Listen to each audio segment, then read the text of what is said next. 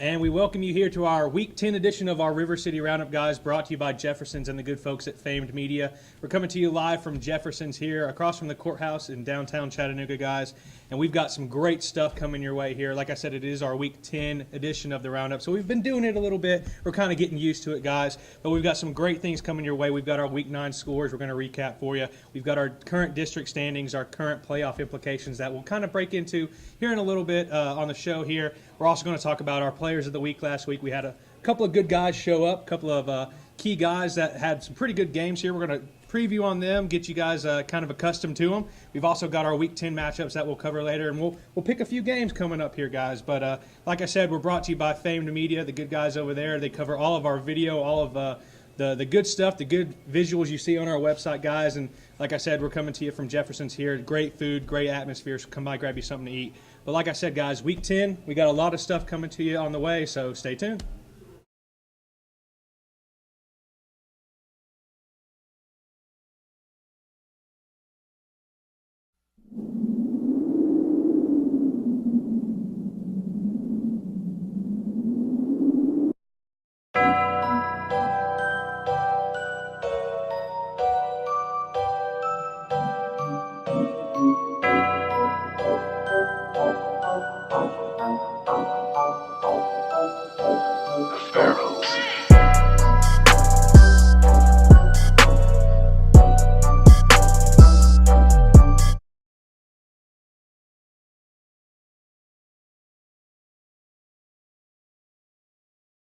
Welcome back, ladies and gentlemen, to Week 10 of our River City Roundup, coming to you from Jefferson's in downtown Chattanooga, guys. And we're going to jump right into it. We've got a bunch of good games that happened last week. We want to kind of catch you up on it. Starting with this past Thursday, Monterey beat Sale Creek 50-0 here. Jumping into Friday last week, we've got Copper Basin 38 over Lookout Valley 0. Boyd Buchanan 24 over Sequatchie County 14. Notre Dame 40, shutting out Coalfield to 0. We've got Tyner 27 over Eastridge 3, Hickson 33 over Central 12, Bledsoe 33 over Silverdale 7. Greenville came down to Signal Mountain, put on kind of a shocker, I would say, for some of the guys in the area here, upsetting Signal Mountain 31-10. We've got Ray County continuing to roll here, knocking off a East Hamilton team that's kind of starting to get rolling here later in the season, knocking them off 42-14. McMinn County 28 over Walker Valley 24. Bradley Central rather, beating Soddy Daisy 42-28. Red Bank just dismantling the Howard Hustlin' Tigers 60-7. Jackson County put a whooping on Gray, 67-21. Ottawa over Cleveland, that was our game of the week last week. They won by a score of 30-14. We've got Marion County over CCS 61-27. Innsworth over Baylor 31-7. And then we've got McCallie 38 over Father Ryan 31. And of course, Brainerd was on a bye last week. But guys, let me ask you here, since we got everybody here, is there a game last week that was maybe a shocker, something you didn't see coming? We'll start with you down there, Ryan. What do you think? I mean, Taylor, you already said it. The Greenville-Signal Mountain game, I was going up there thinking it was going to be a slugfest decided in the fourth quarter. And for the first half, it was. Signal actually went into the break leading 10-3, got a big goal line stand in the half. But once the second half opened, Greenville just – man, I got to tell you, Greenville is one of the most physical, meanest teams I've ever seen. They asserted their will on Signal Mountain and did whatever they wanted for the second half and finished the game 31 and shutting Signal – with 31 points and shutting Signal Mountain out in the second half. And what about you, John? What do you think? I mean, Taylor, I think the biggest thing that really stands off you're not necessarily surprised at it, but Notre Dame being able to shut out Coalfield. Coalfield was ranked number 18 their classification, but I think kind of another statement game. Austin Banks tabbed as one of our players of the week, got off to a very hot start with 196 yards and only 11 attempts in the first half, and he added 3 scores. But Notre Dame and Tyler Ennis and that defense showed again what it can do. And going into this week's matchup against Grundy County is, I think, just another way for them to roll. A little shock to me. I thought Coalfield would get on the board, but I did expect Notre Dame to win, surprisingly big. So Sure. What about you, Zach? What do you think from last week? What's something that kind of sticks out to you? Yeah, well, my surprise game was McCallie at Father Ryan. I made the trip down to Nashville to cover that game, and I wasn't sure how the Irish were going to respond to McCallie after, 1-4 in the district right now, but at the time 1-3, and I wasn't so sure about how they would react to a team like McCall that's been so dominant in Division II AA. But they held Trotter under 200 yards, which is something that's pretty hard to do. Yeah, absolutely. And I was impressed with Ryan's secondary, the way they played McCauley. They limited Craig, especially from the passing. He did have 2 passing touchdowns, but 75 yards passing.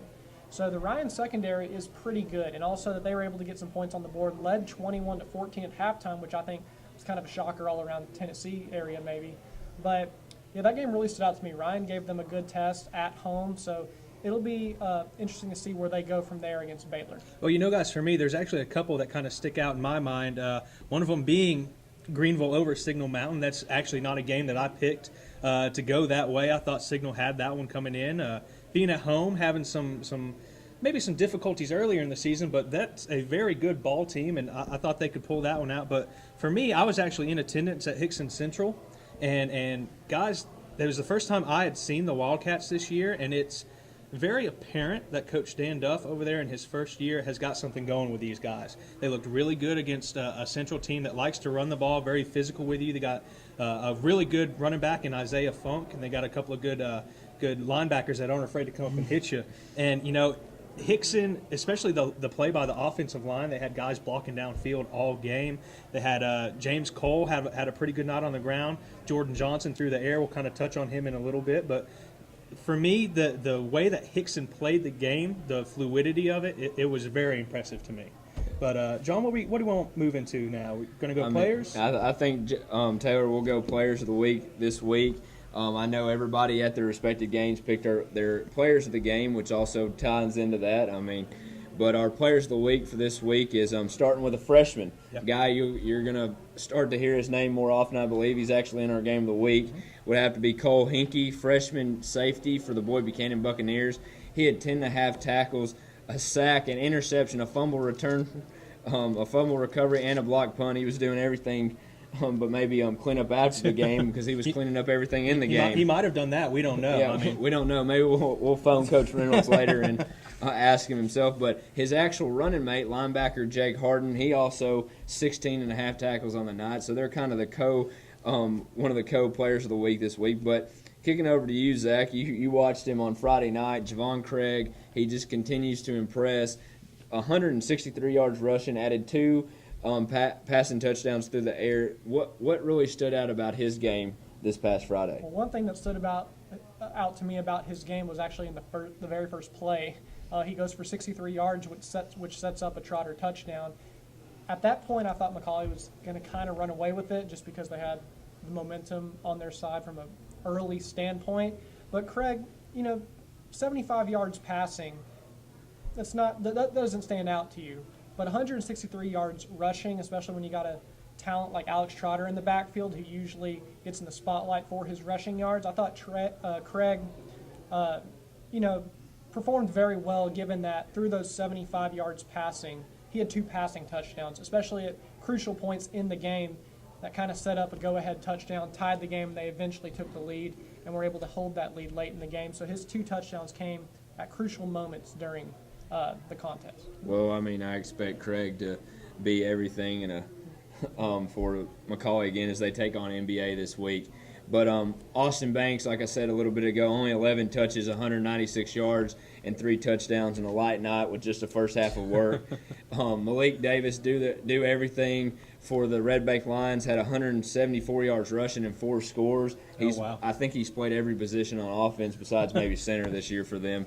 But Ryan, tell me who you kind of stood out. It might be someone on the Greenville team, but it also might be on the Signal Mountain team that really was your player of the game. Right, first off, you just have to give credit to the Devil defense as a whole for shutting out Signal Mountain in the second half. But the player I chose was Quan Harrison, which is Greenville's quarterback. And first off, I want to say is Greenville passed the ball maybe 4 or 5 times this entire game, but they were in the read option the entire night. And every time Harrison was to keep it, he at least got 10 yards if he didn't take it all the way to the end zone. And Taylor, I know it was kind of a emotional story at Hickson this past Friday, but man, did Jordan Johnson put on a show. Talk to me a little about what his production was and why he was one of our players of the week. Yeah, you kind of hinted on it. They actually did Mary Ellen Locher breast cancer remembrance night, something to that effect there, pink everywhere. They had balloons to celebrate or to remember rather people that have passed due to the illness, guys. And Jordan Johnson's mother is actually one of those people. He led the ceremony earlier in the game to actually get everything started off. His mother passed in 2010. They said she had fought for 6 years. But guys, he came out. I talked to him after the game. He said he was a little bit emotional standing there in front of everybody, kind of, thinking about his mom and thinking about what she would have thought of his performance. But guys, he came to play. He was the only receiver Preston Wilkie threw to on the night. 5 catches, 151 yards. He had 2 total touchdowns, one on offense, one on a 40 or so yard pick six he had late in the game. But him and James Cole, also the running back for Hickson, one kind of fed off the other one kind of set up the other one. So if James Cole had a 50-yard run, we knew we could look for Jordan Johnson a little bit later in the series. But those are going to be my 2 guys for the games. Guys, awesome for having Players of the Week this week. When we come back, we'll talk some district standings, some playoff implications. We'll welcome in, our own Lee Corso, whatever you call him, Jake Chapman, to pick some of those games. He might pick a hat or 2 today, but then we'll have a lot of players trying to make this one so everybody in the area can have their go-to, with this being the last week of the regular season. With that being said, we want to thank you to all the coaches that have allowed us that might not be making the playoffs this season to be around the program. We'll be here for many years to come. We just want to wish you a thank you. But when we come back, district standings and playoff implications.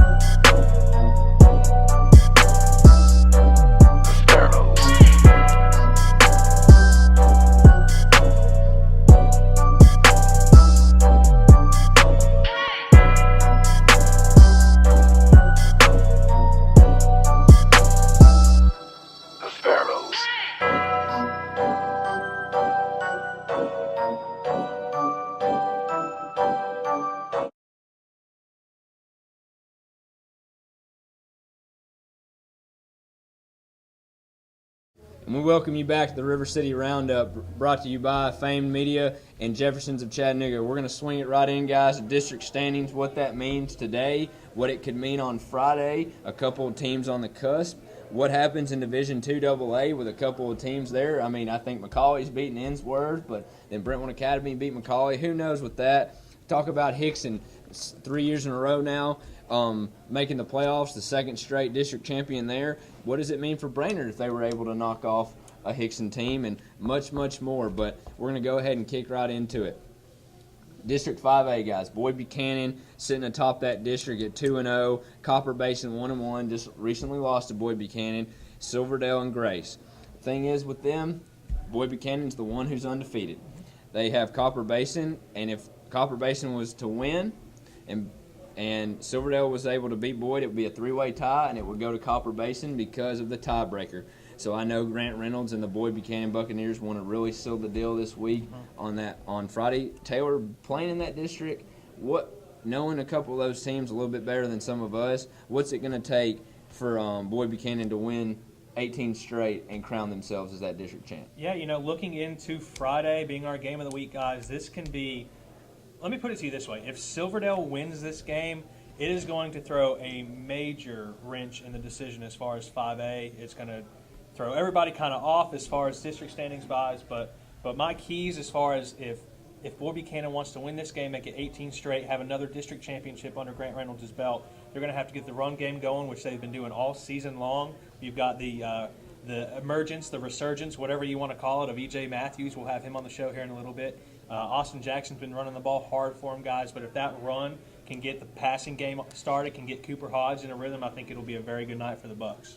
Well, that's for 5A. 5AA, it looks like Loudon is 9-0 and 3-0 in that district, and McMinn Central 7-2, 3-1, guys. That looks who's going to go 1-2 with Loudon knocking off McMinn Central pretty handedly a couple of weeks ago. So we'll move right on to nothing could get shaky in that district. So 5 AAA, Ottawa has crowned the champion 2 years in a row, 9-0, 5-0. Sitting right now, they host McMinn County on Thursday. which McMinn County, if they were able to beat Ottawa, they could sneak into the playoffs. Bradley Central's trying to beat Saudi Daisy.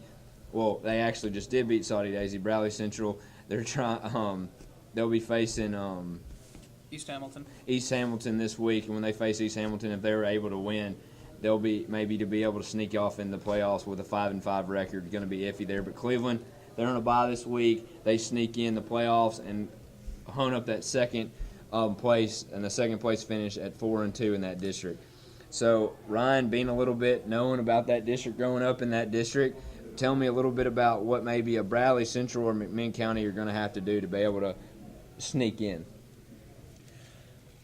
Well, Bradley's going to have their hands full against East Hamilton this week. That East Hamilton matches up well with them, but they're going to have to do what they do best. They're going to have to give the ball to Colt Copeland and let him run around, let him spread the ball around to as many talented receivers. And if they can pull that off at home, which I believe playing at Bradley County is a very, very tough thing to do.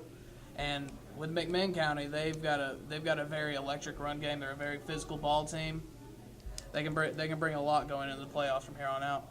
Well, swinging it over to 6A, Marion County and South Pittsburgh both sitting at 3-0. It's for that district championship. It's at Marion County. Marion County's been playing some really good football this year.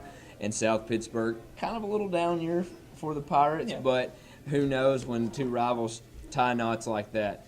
So we're going to swing it over to 6AA now. Hickson, like I said a little bit ago, they have locked in that district championship. Red Bank, a complete turnaround from last year under Chad Grabowski. Really good for them and the Lions being 4-1 in the district, and possibly if they're able to knock off a Tyner team this week, they'll be able to go 6-4, doubling their wins from a season ago, and 5-1 in that district. A great accomplishment in year one. But Brainerd could sneak in the playoffs if they're able to knock off a Hickson. But some of those teams in the end of that district, you didn't see it really coming. Central may be the odd man out in the playoffs if they were to post a 7-3 record. But 6 AAA, Ray County and Cookeville have locked up that district. 4-0 for the Ray County Golden Eagles, and Cookeville sitting at 3-1. Double A or Division II AA, Brentwood Academy, McCallie, Innsworth. Talk to me a little bit about that, Ryan, before we swing it over to 7AA. Guys, Brentwood, McCallie, and Innsworth all have one district loss, but they're all to different opponents. McCallie has lost to Brentwood. Brentwood has lost to MBA. Innsworth has lost to McCallie. So there's multiple ways this can shake up. If McCallie is to beat MBA this week and Innsworth beats Brentwood, McCallie will be crowned the district champion. However, if Brentwood controls their own destiny. If they can win this week, they're going to win that district. And Innsworth can lose if they beat Brentwood and McCallie loses to MBA. It's about as simple as I can put it. Well, 7AA, I know Jake Chapman's really, solidified his bandwagon jump on the Notre Dame Fighting Irish after a couple of weeks ago. Kid. My bandwagon. Yeah, but Jake is it's funny, but Notre Dame's sitting at 8-1, 4-0 in the district. Signal Mountain 7-2, 3-1. They look like they could lock up the 1-2. But if Grundy has a say in it, sitting at 3-1 and be able to knock off a Notre Dame team, things could get interesting there for that second place. But Signal Mountain has Sequatchie County. Many believe in the area they're going to be able to knock off the Indians. But that's for our playoff implications and some other teams. We'll have a little bit later when we preview some games. But when we come back, we're going to start bringing all kinds of players on the show tonight. You're going to have Harrison Moon, Miles Smith, the high-flying aerial attack of the Saudi Daisy Trojans. You're going to see JoJo Tillery of Eastridge, and you're also going to see a lot of our Boyd Buchanan Buccaneers as we preview our game of the week, which tabs Boyd Buchanan traveling to Silverdale in the battle of the 5A district.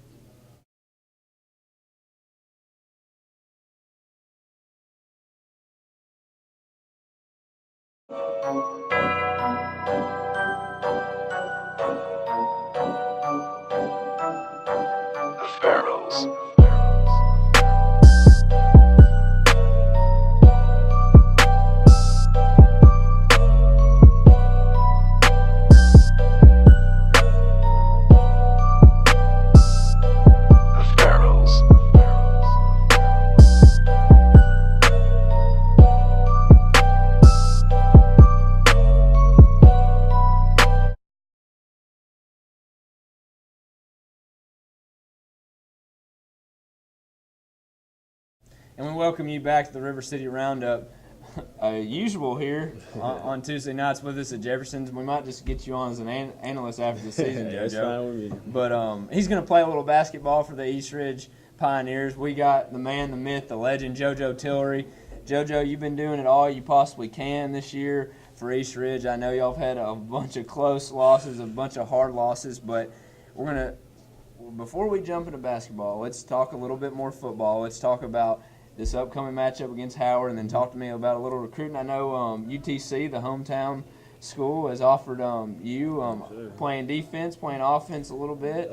Just more probably, just DV basically, the corner, free safety, just either one. But yeah, probably just more special teams and defense. Special teams and defense, that special teams demon, just anything you can do to help the team. And hey, as long as I'm playing, I'm fine with it.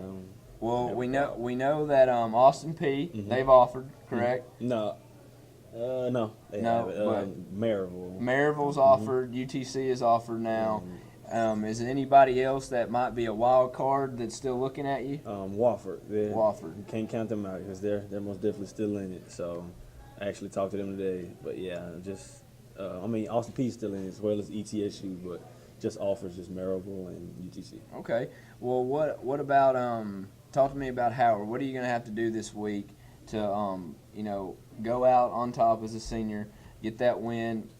A lot of things could shake up in that district. It happened last year. I mean, Brainerd did knock off Hickson last year, and there's some crazy things happening. Y'all might still sneak in the playoffs, but what are y'all going to have to do this week to beat Howard? Yesterday we had a really physical day. It's today as well. And, that's what basically we just out physical teams. But I think, it's too late in the season now, but, I just hope we just stay focused and hopefully get a win on my senior night.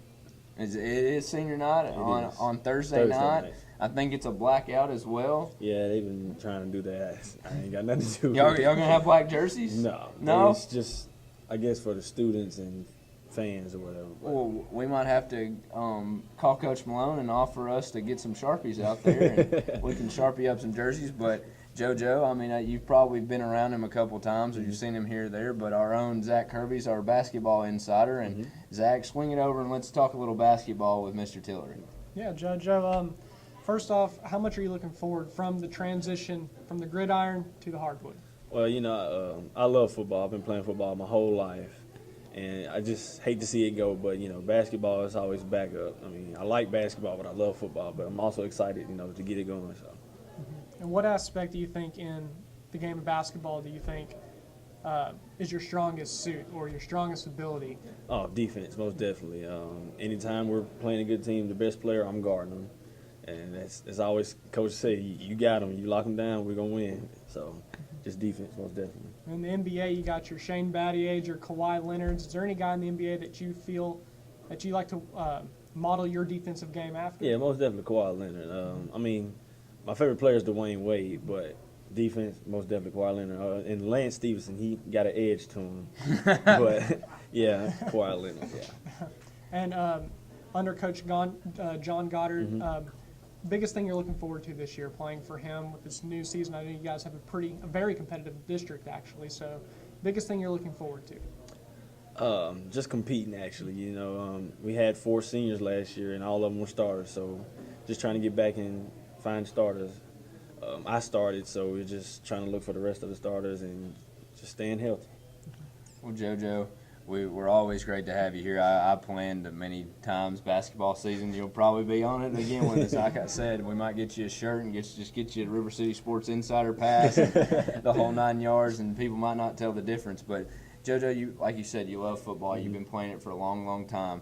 Give me your most memorable moment, maybe this year and then during your 4 years playing. I know Coach Malone came over when you were a sophomore, and now you've played for him for 3 years, and it's hard stepping off and playing, maybe going into a new system. Maybe it might be Russ Huseman. It would be, we'd cheer for you, with the hometown team. Not saying I wouldn't cheer for you if you went to Wofford. I might have to sink me a Wofford jersey, a Tillery jersey. But give me a memorable moment from your career at East Ridge. East Ridge.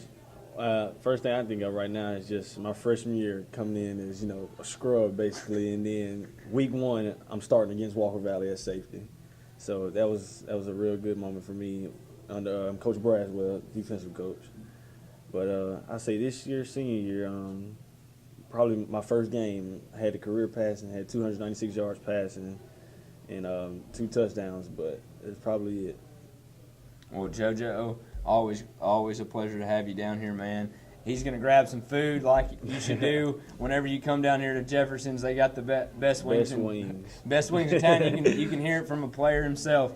So, but when we come back, we're going to welcome in some of those Boyd Buchanan Buccaneers, and they're going to talk some Silverdale Baptist and maybe some playoffs, and they might play a little game with their own Taylor Ellis.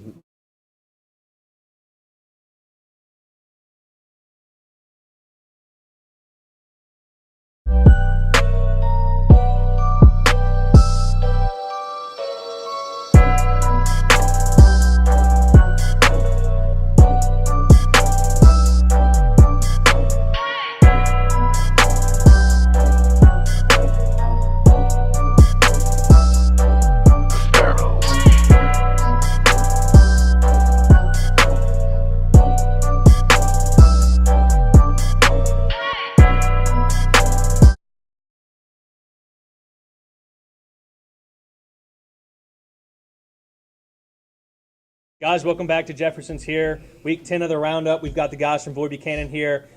Great guests to have. Very, very good guys on the show. We've had a couple of you guys on the show already, but just to introduce you guys, if you don't know, we've got Damaris Macon here. We've got Mr. E.J. Matthews and Cooper Hodge here to my right.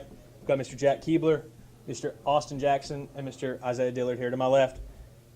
Pretty much most of the Boyd Buchanan offense, minus some linemen, minus some other key guys, but guys, let me just ask you real quick before we start having some fun on the show here. What's something that you guys are looking forward to coming up this Friday night when you guys play at Silverdale?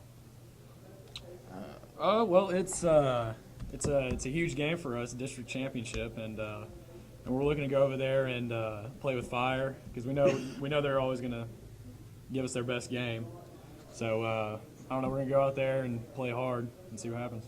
Guys, it is a rivalry game. You guys have been playing here since the districts have been realigned here 5-6 years ago. What is something that maybe Silverdale has that you guys are looking at on defense? What's something that maybe you can exploit on offense this Friday? We just want to go and run the ball. We think we can run pretty good against them. We're going to run the sweep like we normally do that. Cool. Not trying to give anything away, so let's leave it at that, but you guys think you can run the ball against them? Awesome. All right, guys. So For sure we can throw the ball also. throw the ball also? Yeah. Okay. Guys, so we like to have a little bit of fun here on the show. We like to have guys come out and kind of see their personalities, see what they're like outside of the shoulder pads and helmets. So, guys, we're going to play a little bit of Are You Smarter Than a Fifth Grader? You guys want to go with Brick Squad as your team name? I know we talked a little bit ago. You got Brick Squad? Absolutely. You guys want to go with Herschel Walkers? You want to change it? The Riri's or That's good. Herschel Walkers? All right, guys. All right, guys. So, let me get my questions ready, guys. What we're going to do is we're going to ask you guys 3 questions. We're going to ask you guys 3 questions. Best group of 3 that wins has bragging rights. So, all right, guys. I'm going to start over here. The United Nations headquarters are in what city? A, Chicago, B, Los Angeles, C, New York, or D, Boston? Can you repeat those? The United Nations headquarters are in what city? A, Chicago, B, Los Angeles, C, New York, or D, Boston? See New York. C, New York. You guys are 1 for 1 over here.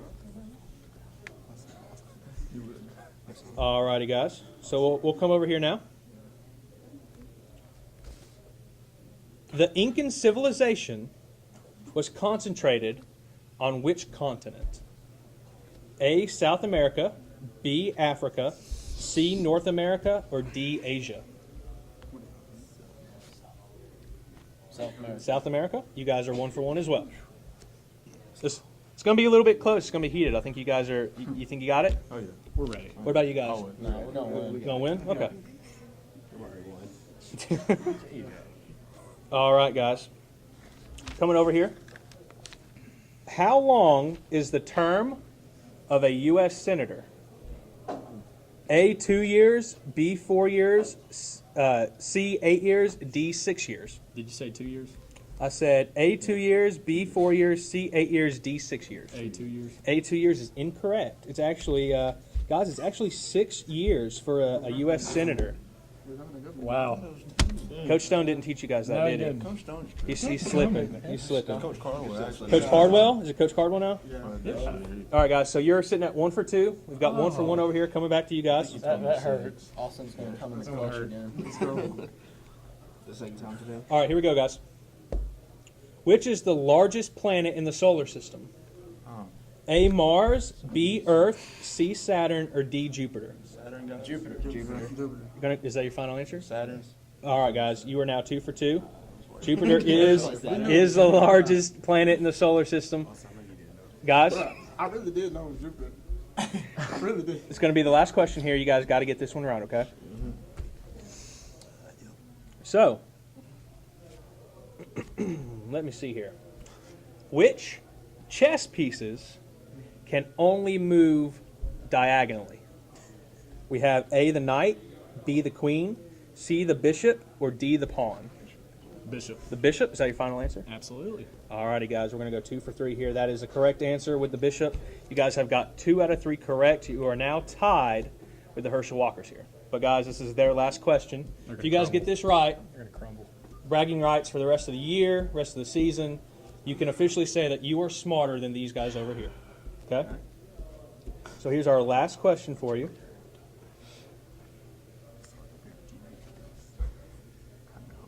Which U.S. president wrote the Declaration of Independence?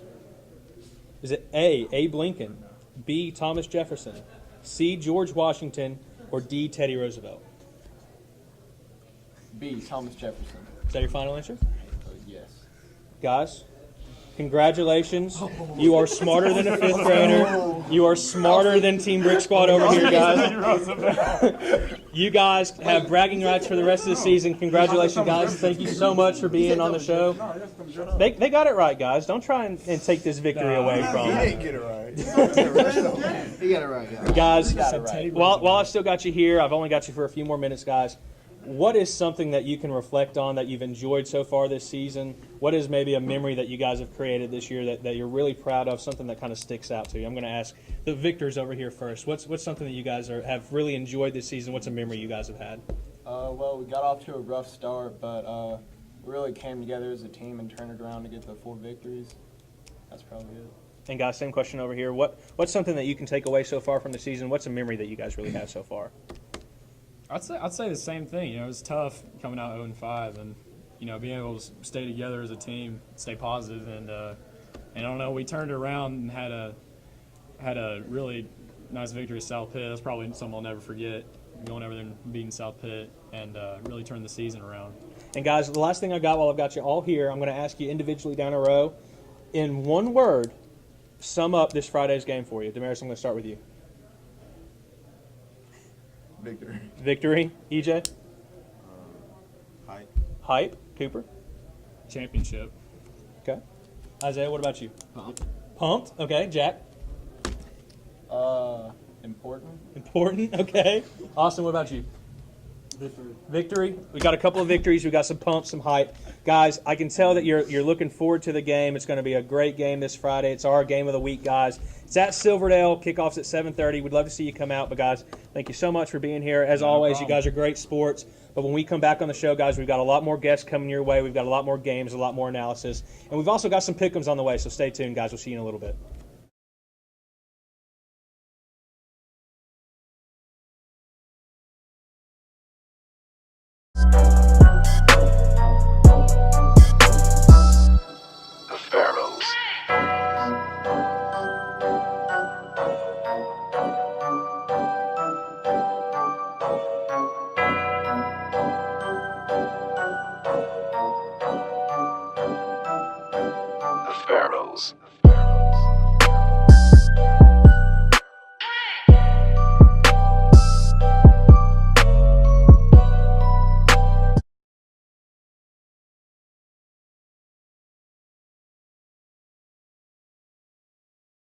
We welcome you back to the River City Roundup, brought to you by Jefferson's of Chattanooga. With me now is Mr. Levi Thornton, Mr. Hunter Maynor, and Mr. Blake Smith. better known as the high-flying aerial assault of Saudi Daisy this season. Guys, you've been putting up big numbers. The wins have come. Some of the losses the past couple of weeks. Let's talk about this upcoming Friday. Let's talk a little football, maybe a couple of hobbies. But first, might throw you off a little bit. Levi, who has the best nickname on the team? Owen Vice, And what's the nickname? Tugboat. Tugboat. Think I've heard. Tugboat or Cankles. Yeah. Tugboat or Cankles. Well, Hunter, who is always in Coach Barnes' doghouse? Just that is it the quarterback or is it someone that? It's either Levi or Kyle Pfeiffer. Why would it be Levi Thornton? Because he just says dumb things in practice and makes Barnes mad. And Blake, what's a hobby that most of the area don't probably know about Saudi Daisy that y'all just like to do as a complete team or maybe individuals? As a whole team, As a whole team. I don't know. We all like to deer hunt a little bit. I like to deer hunt a little bit, but guys, deer hunt a little bit, and maybe what are y'all gonna hunt this weekend after Friday or after Thursday? Y'all gonna go deer Me hunt? and Blake definitely will. You gonna go hunt?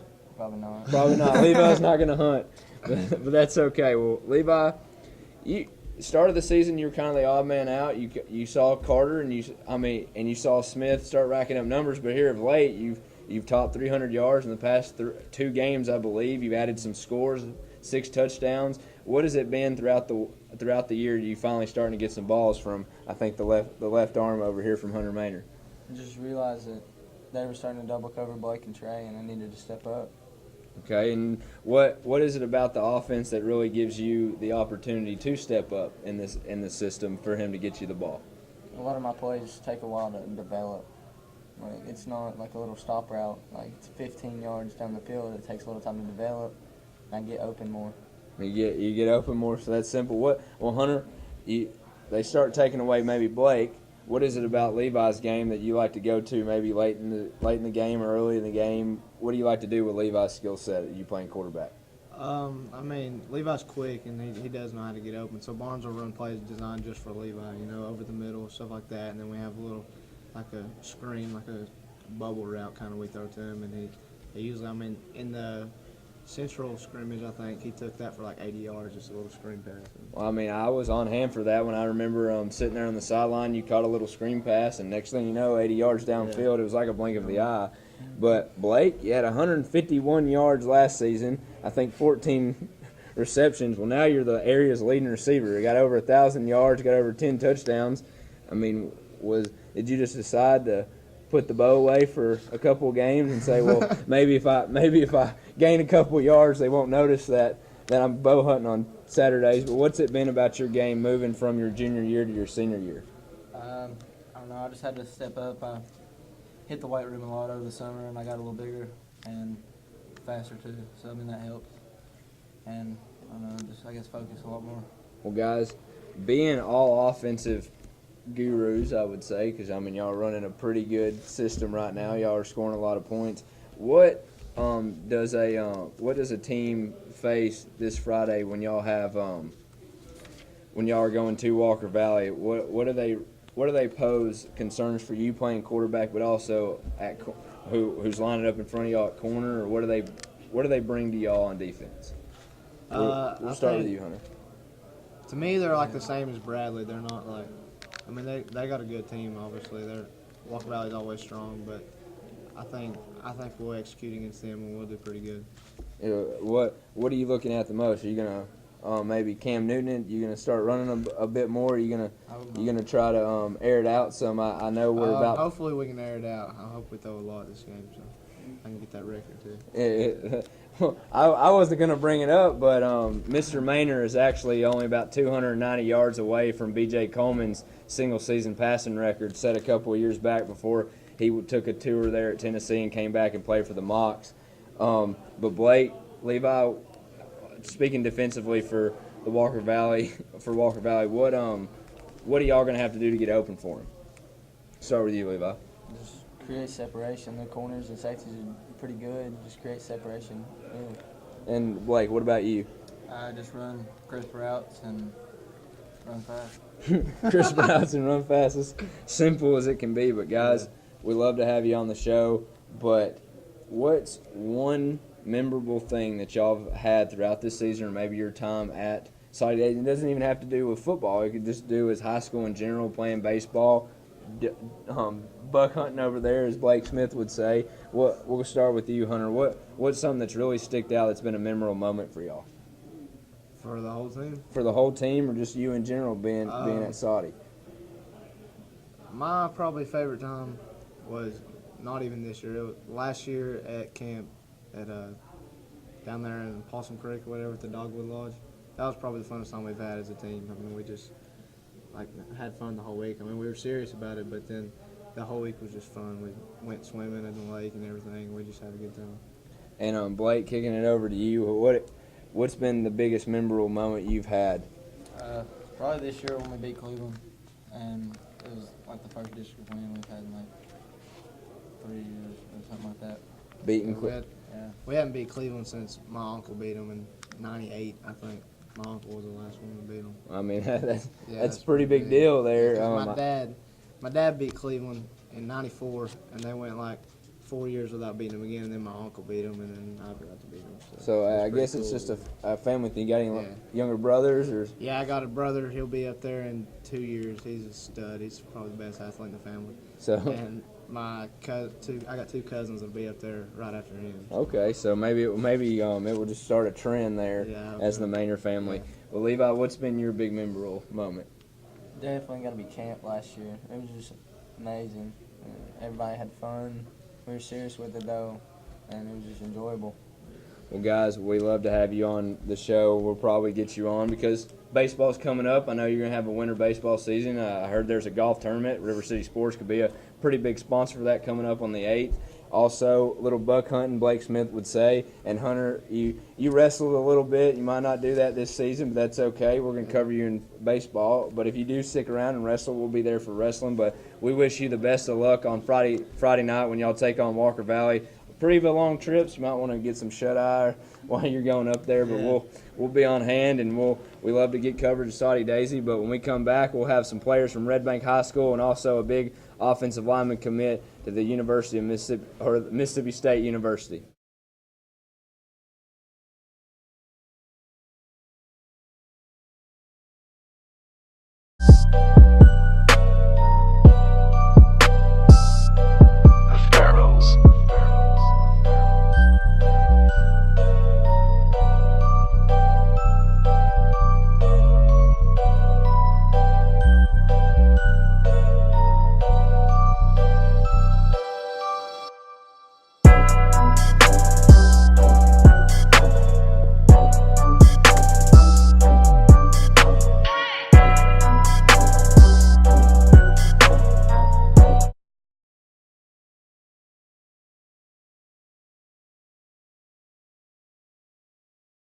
Welcome back to the Roundup, guys, and I'm here with some celebrities.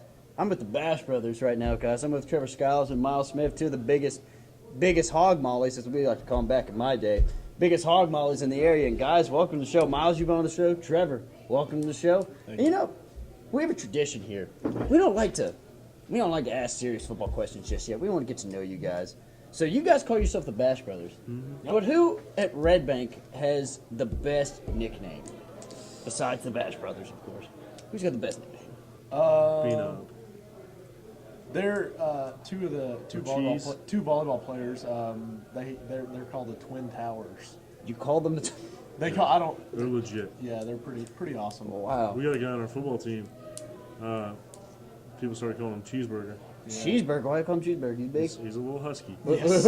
which kid is it? Did you call him Cheeseburger? Nigel Campbell. Nigel Campball. Yeah. Nigel Campbell is Cheeseburger. All right. Then we got another guy who doesn't. He's in like media and stuff. Mm-hmm. His nickname's B-Knob. B-Knob. Yeah. B-Knob. Why do you call him B-Knob? I have no idea. I think it came about in middle school. I don't know. I mean, who knows like the origin of a nickname? It just happens. Right. That's true. All right, guys.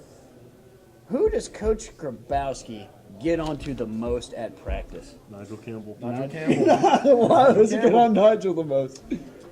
I don't know. Nigel's a little on the lazy side. Yes. The lazy side. Oh, those always get you. Now, guys, now we can get into a little serious football talk right now. All right. All right.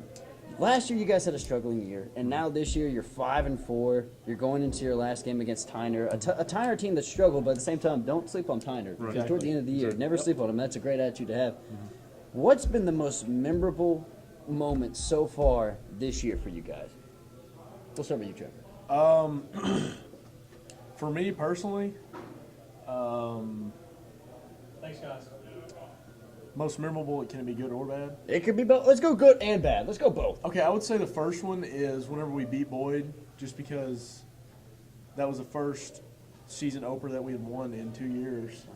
It felt good, just to turn things around a little bit. The worst one probably was losing to Hickson. That one really tore me out. A lot of hard work in the game, and we just came up short. No, I mean, it happens. I mean, Yeah, those games yeah. happens. I understand. I mean, I remember when I was in high school, we were up 28-0 at the end of the first quarter, and we lost 38-35. Oh, wow. Yeah, you think you guys have it bad? You're up 13-0. We came up 28. But Miles, what about you? What's a good memory or a bad memory? We'll go both here. I'll start with the bad. All right. Worst is definitely, like Trevor said, the Hickson loss. Also, the Saudi loss. I can't stand Saudi. We just before this segment, we just had a couple of Saudi boys on here. But I mean, you just go on with it and not dwell on the past and move on. Yeah. But my best memory, I wouldn't even say it's a memory. It's kind of like something that's going on now. Is the fact that we're going to the playoffs. Yeah. So, I mean, it's the last time we went to the playoffs was our freshman year.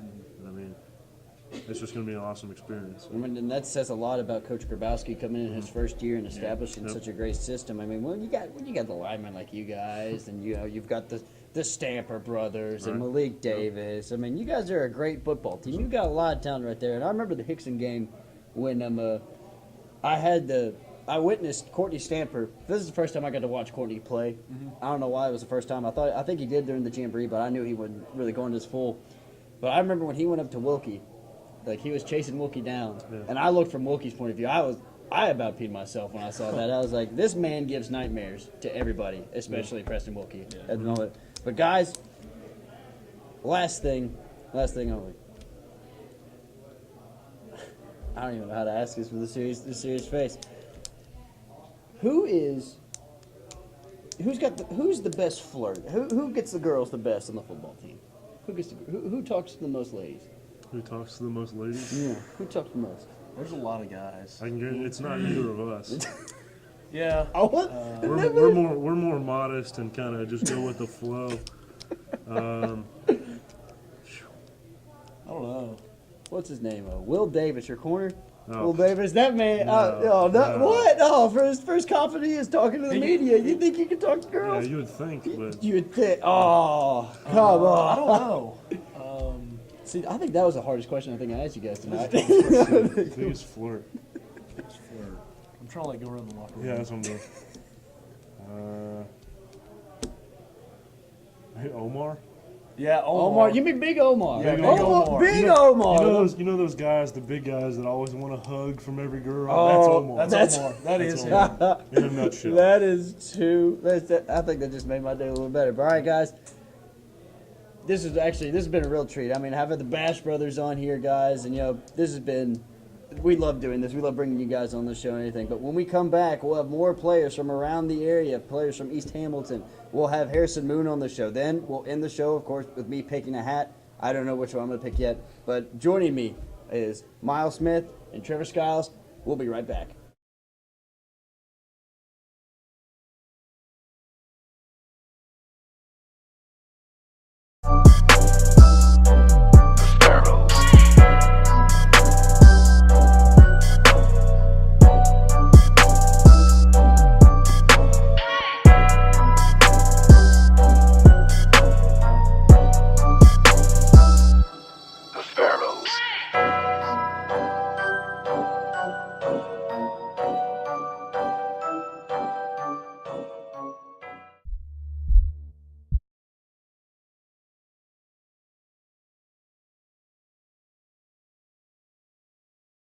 And we welcome you back to the River City Roundup. And with me, we've got 2 stars for East Hamilton High School. On my right, we've got Logan Hammond, star cornerback, and playing a little bit of offense, we've got running back Kendall Henderson. And guys, season hasn't really gone the way everyone expected, but before we get into the football question, I want to try to get to know you guys a little bit.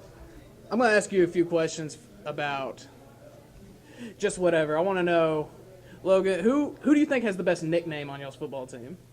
I don't know. It's hard to say. A lot of people got nicknames. Usually, Coach Jones gives them out. Coach Jones gives them out. Coach Garland will give some out. Yeah, they come up with some weird names. And Coach Gatewood. Any spring to mind?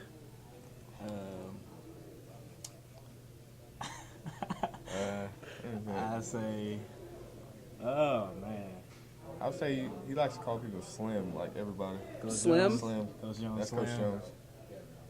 I'll remember that. That must be something Yeah, new. he came up with that like this year. He uses it a lot. All right. Well, let me ask you, who do you guys think smells the worst after practice? Big D, Demetrius Morgan, Big D? the center. I say Big D. I say that's because he's bigger, sir. Yeah, Big D definitely. I love him, but yeah. It's all right. I love Big D too. I was planning to get him on the show, maybe sometime later on. But guys, answer me this: do you guys have any like pregame rituals, like something you guys do every week personally, something that the team always does? We usually go out to eat on Thursdays. Thursdays is still CC's? Yeah. Nah, it's not Nah, it's CC's anymore. We Heavenly changed it up. Heavenly Wings. Yeah, It we used went to always be Heavenly Wings. CC's. Yeah. We started going to a little Mexican restaurant towards the end of the season, though. All right, guys. Well, now we're done with that. Let's get a little bit into football. I mean, obviously, guys, the season hadn't really gone out how you planned. A lot of injuries starting at the Signal Mountain game. We know Nick Woods goes down with a torn ACL. I think it was just the ACL. Burton Bell goes down against Riverdale with tore basically everything in his knee. There's several guys every week. Talk to me about how you guys have been trying to persevere through all that. We basically been trying to put people in different positions, see where they fit best at on the team. Like we put Matt at quarterback. He's been doing good there. We placed the wide receiver with Tracy. Mhm. He's been stepping up. We've just been trying to put different people in different positions. Anything to add to that, Kendall? I mean, basically what Logan said, we've been kind of mixing it up, trying to see where we can, put players at, see what works best, and just roll with it and hope for the best. I mean, as far as the injuries, I feel like everyone stepped up and done their part. So, we just got to make plays whenever it matters, Y'all have come up, got a couple big wins in the district against Walker Valley and Saudi Daisy. Got one more chance to go 3-3 in the district against Bradley Central this Thursday, and maybe give a little bit of a hope to get into the playoffs this year. Talk to me about what you guys have seen from Bradley Central. They basically like to run the spread offense, for our defense. That's what we do best. We like to play a lot of man to them. We're good at man defense. Hopefully we can come out with a W like Saudi. Anything to add to that, Kendall? Kind of what Logan said. They like to run the spread and everything, and I think our corners and safeties match up well. We got Logan Hammond, who leads the team in interceptions. We got Martez Dura, another playmaker, and we finally got Jeffrey Coleman, who's eligible to also help with Logan and Tez. So. Jeffrey's a transfer from McCauley, correct? Yes, sir. So we're looking to lean on him a little bit to help Tez and Logan, since Matt, he plays a little corner, but not as much as he did. So it's Jeffrey's turn to step up and make plays, which he has been. He made a few at Ray County, and And at Saudi, got an interception. Well, guys, I know both of you guys haven't really seen y'all's senior season go the way you want it to, but obviously Coach Gate was not going to allow this to happen again. All this injuries, you can't stop that. But what do you think Coach Gate was going to do going forward, and how he's going to set his next team up going into a new district and sliding back down to Class 4A? Definitely, I would say he would exercise. Well, he wouldn't. Oh man, I'm sorry. You're fine.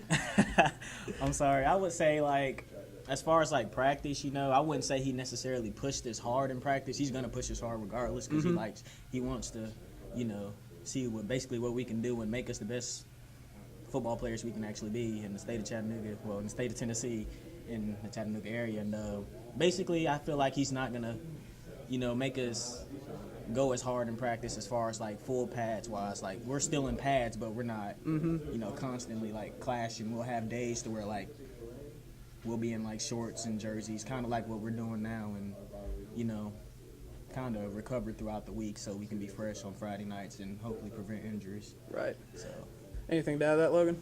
I don't know. Okay. Kendall summed it up real good. Yeah, he summed it up. Well, guys, we thank you all for coming here to Jefferson's, and right when we come back, we're going to have Mississippi State Harrison Moon coming in from Signal Mountain. Stay tuned.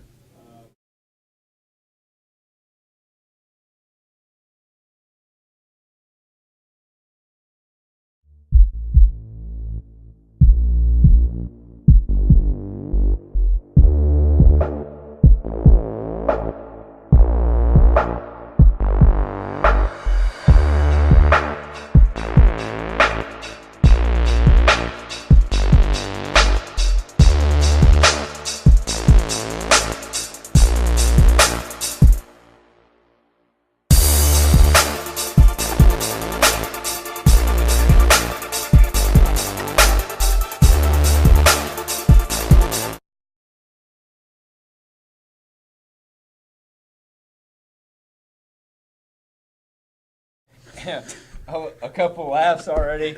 We have the maybe a Twitter celebrity in here, TJ Parker. We have our offensive line committer, that OLP pride, Harrison Moon from Signal Mountain. We split up the Cleveland guys. We have quarterback Austin Massey, H-back, tight end, linebacker. He kind of did it all the other night when they were playing Ottawa. Well, guys, we're glad to have you here. Thanks for making the trip off the mountain and coming all the way from Cleveland. It's a real big pleasure, but we got to talk some football. Yep. But before we get to football, we got to know a few more things. Harrison, on October 21st, Chris Moore tweeted out, "It's at practice with my boy Harrison Moon, but went at it with my boy Harrison Moon. But what is practice if we're not getting better?" What happened? What does that mean when you and Chris Moore lock heads? It got pretty physical. It's kind of a boxing match. My hand's still a little banged up from it. It was good work, but it got a little scrappy in there. Is it? What was it? Was it tension? Was that the week after the Signal Mountain loss, or getting the Notre Dame loss, or getting ready for the next game, or what led up to those events? It was just he lined up at scout team defensive end, and I would win a rep, and then he would win a rep, and then we'd start talking, and then it'd be to pushing, and then it'd be to punching, and then tackling each other and cheap shotting each other. It was good. Brotherly love, that's all you got. Brotherly love for the boys at Signal. Love each other. Austin Massey, it wouldn't be fair if we left you out. October 11th, you walked downstairs to find Tyler playing Lego Iron Man. Yes. You definitely were going to play. How was it? Well, I haven't gotten to play it yet because I've been practicing for football. Been spending my time watching film and getting better. But I will get around to it, and I'm looking forward to it.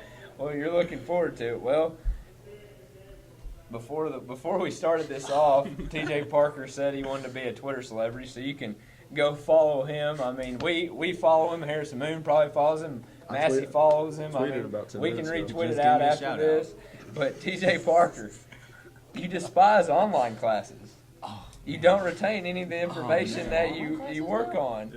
I didn't think that you were going to get that one. So what is it with the classroom and online classes that you might not totally understand? Well, I mean, I guess I just learn better when, like, I don't know, I don't really learn. Like, I get like distracted when, like, I see the little internet thing, and like I end up on YouTube. But I mean, basically, like, I'd rather sit through a boring lecture and have to take notes than have the option to do something else, because the teachers really don't do anything in the classes. They're just there because they have to be. So they just kind of like sit there and sip on their coffee and just like tell us to shut up. And so it's not really like, it's not a class. It's just a free period, which, I mean, it's enjoyable, but then when the report card comes out, you're just like, oh man, didn't know it was that bad. well, online classes up there in Cleveland. But TJ, Austin, y'all play on the same team. Give me some pregame rituals that y'all do. I know y'all are off this week. The playoffs are coming up. What are some pregame rituals that y'all continue to do? I just listen to music and walk around, I guess. I can't really stay still before the games. I walk around outside, get some fresh air, walk around on the field. And what about you, TJ? Well, I mean, if anybody knows me, I'm not really the most serious person, so I just kind of like, I have to actually get serious because we'll get, like, Coach Crawford isn't too light on making jokes and stuff like that, so I got to kind of like tone it down. So I'll just go get away from other people and just sit down or sit in my locker and force myself to be quiet for a while and just actually get focused on what we have to do. But, I mean, it's the same thing really every week. Well, TJ, I mean, you might not be that serious of a person, but it's serious when you start touching the ball in the backfield a little bit. I mean, you continue to fight. The other night had over $150, I believe, on a great Ottawa defense, and I know you're looking forward to another big playoff run like it did last year. But Harrison, who is the biggest joker on the team up at Signal Mountain? Ooh, Teeter's a pretty big joker. I'm a pretty big joker in practice. Pretty much every senior, for the most part, is. He's physically the biggest. Yeah. Tweety's a pretty big joker himself. Well, guys, y'all, before we get to our main football thing, all y'all can chime in on this one. Who stays in Coach Crawford's doghouse? Well, I mean, Michael Palmer's in it sometimes. well, I mean, he kind of likes Michael because Michael is just that guy who just he doesn't really understand football, but he'll fly in there. Yeah.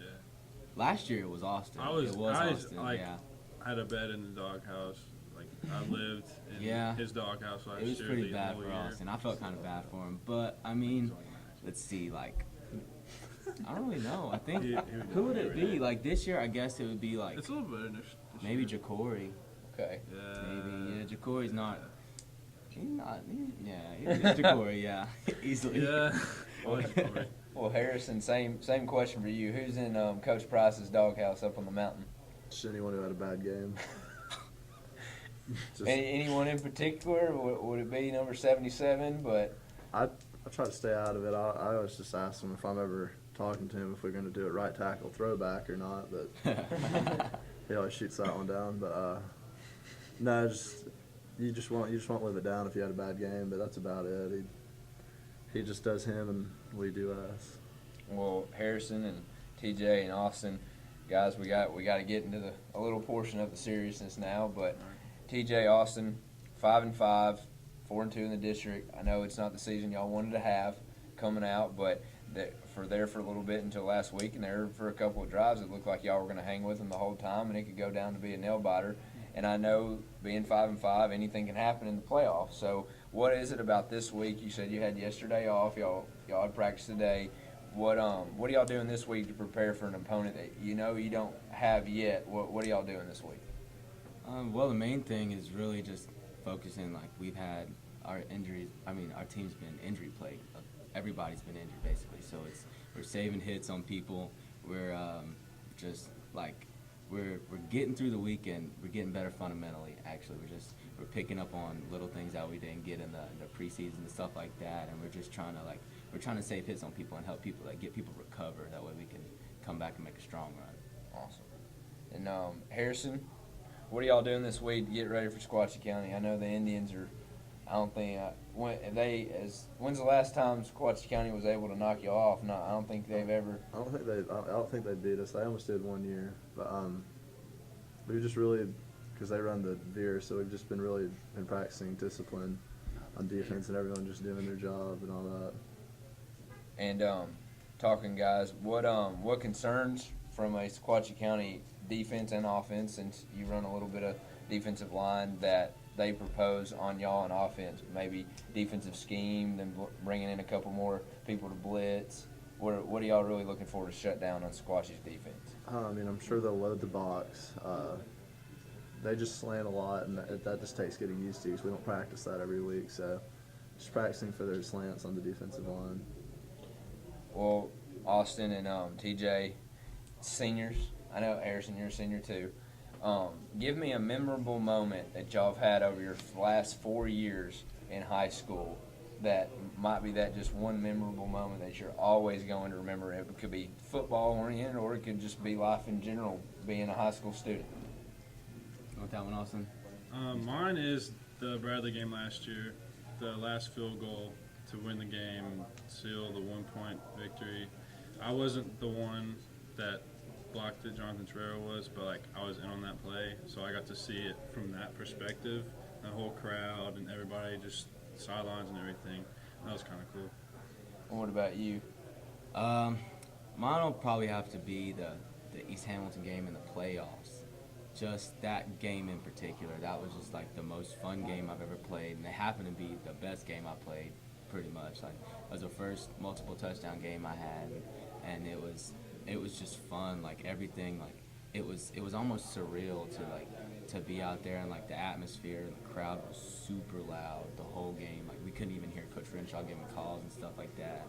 And like at the end when I scored the go-ahead touchdown, that was it, because like I ran right in front of the camera and I did this little celebration thing and I like dusted myself off.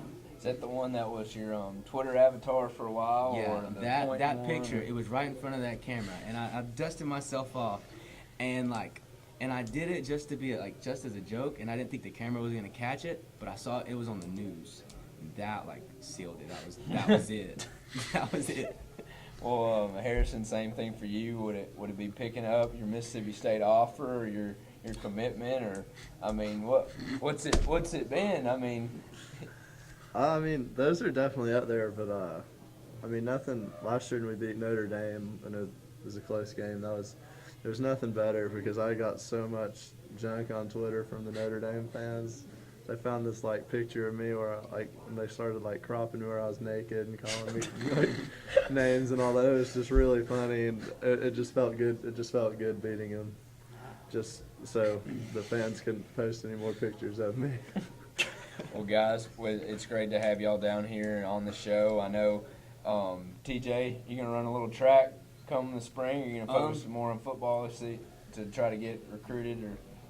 Well, I mean, at the beginning of the season, I broke my toe, and so I have to have surgery on that at the end of the season. So depending on how long the season goes and how well like the recovery process is, I may get to run track. But if not, I mean, then I'll definitely try to rehab that and get back and try to get some workouts in and stuff like that for some colleges. And Harrison, what's up next for you once football season ends this season? I'm gonna be a 100-meter sprinter. No, I'm gonna be working out really hard, making sure I get big and strong and everything, and just stay quick. What about you, Austin? Once football ends this season, what are you gonna be doing? I'll probably go back to working out and everything once all of my little nicks and dings are healed. Yeah, I'll be catching, throwing, maybe blocking. Harrison can give me some pointers. I'll go back to work. For those of you who don't get the joke, Austin's been also with TJ, some of the most heavily recruited prospects in the area. He went to a camp. They put him at the offensive line or a tight end drill, and he's never done a drop step. He's trying to block people, so maybe Harrison can show him a thing or two, or maybe TJ might be playing offensive line. We don't know, but we thank them for coming down. We wish them the best of luck in the playoffs. And when we come back, we'll have some of the Brainerd Panthers as they take on the Hickson Wildcats this Friday in a game that Brainerd was able to knock off Hickson last season.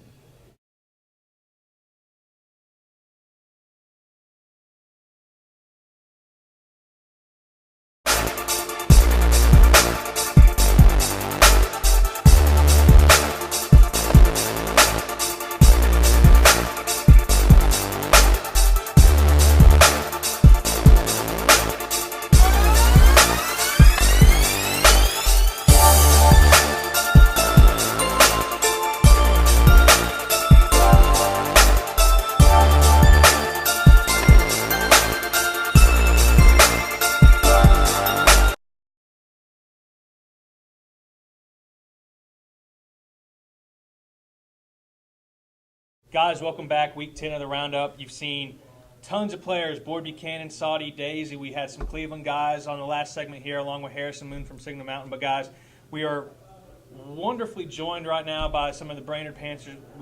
We've got Kalen Stewart here to my left, Kevin Albert here a little bit further down. And guys, thank you so much for being on the show. Thank you for agreeing to come out here and hang out with us a little bit. Kalen, I know you've been on the show before, but thank you again for coming out. Guys, we're just going to kind of keep it light. We want to know you guys a little bit before we start getting into the football stuff. So hope you guys can kind of play around with us, give us some good answers here. Nothing too serious, too big or anything. But, Kalen, let me ask you here. What did you do in school today? Went to first block, weight training, then second block, I went to art. Basically, did all my work. Weight training and art? Yeah. What'd you learn in art today? How to draw some portrait. Some portrait? Are you good at art, or I'm terrible? I'll just be honest. You're all right? Yeah, I'm decent. Kevin, same question. What'd you do in school today? The weight training this morning.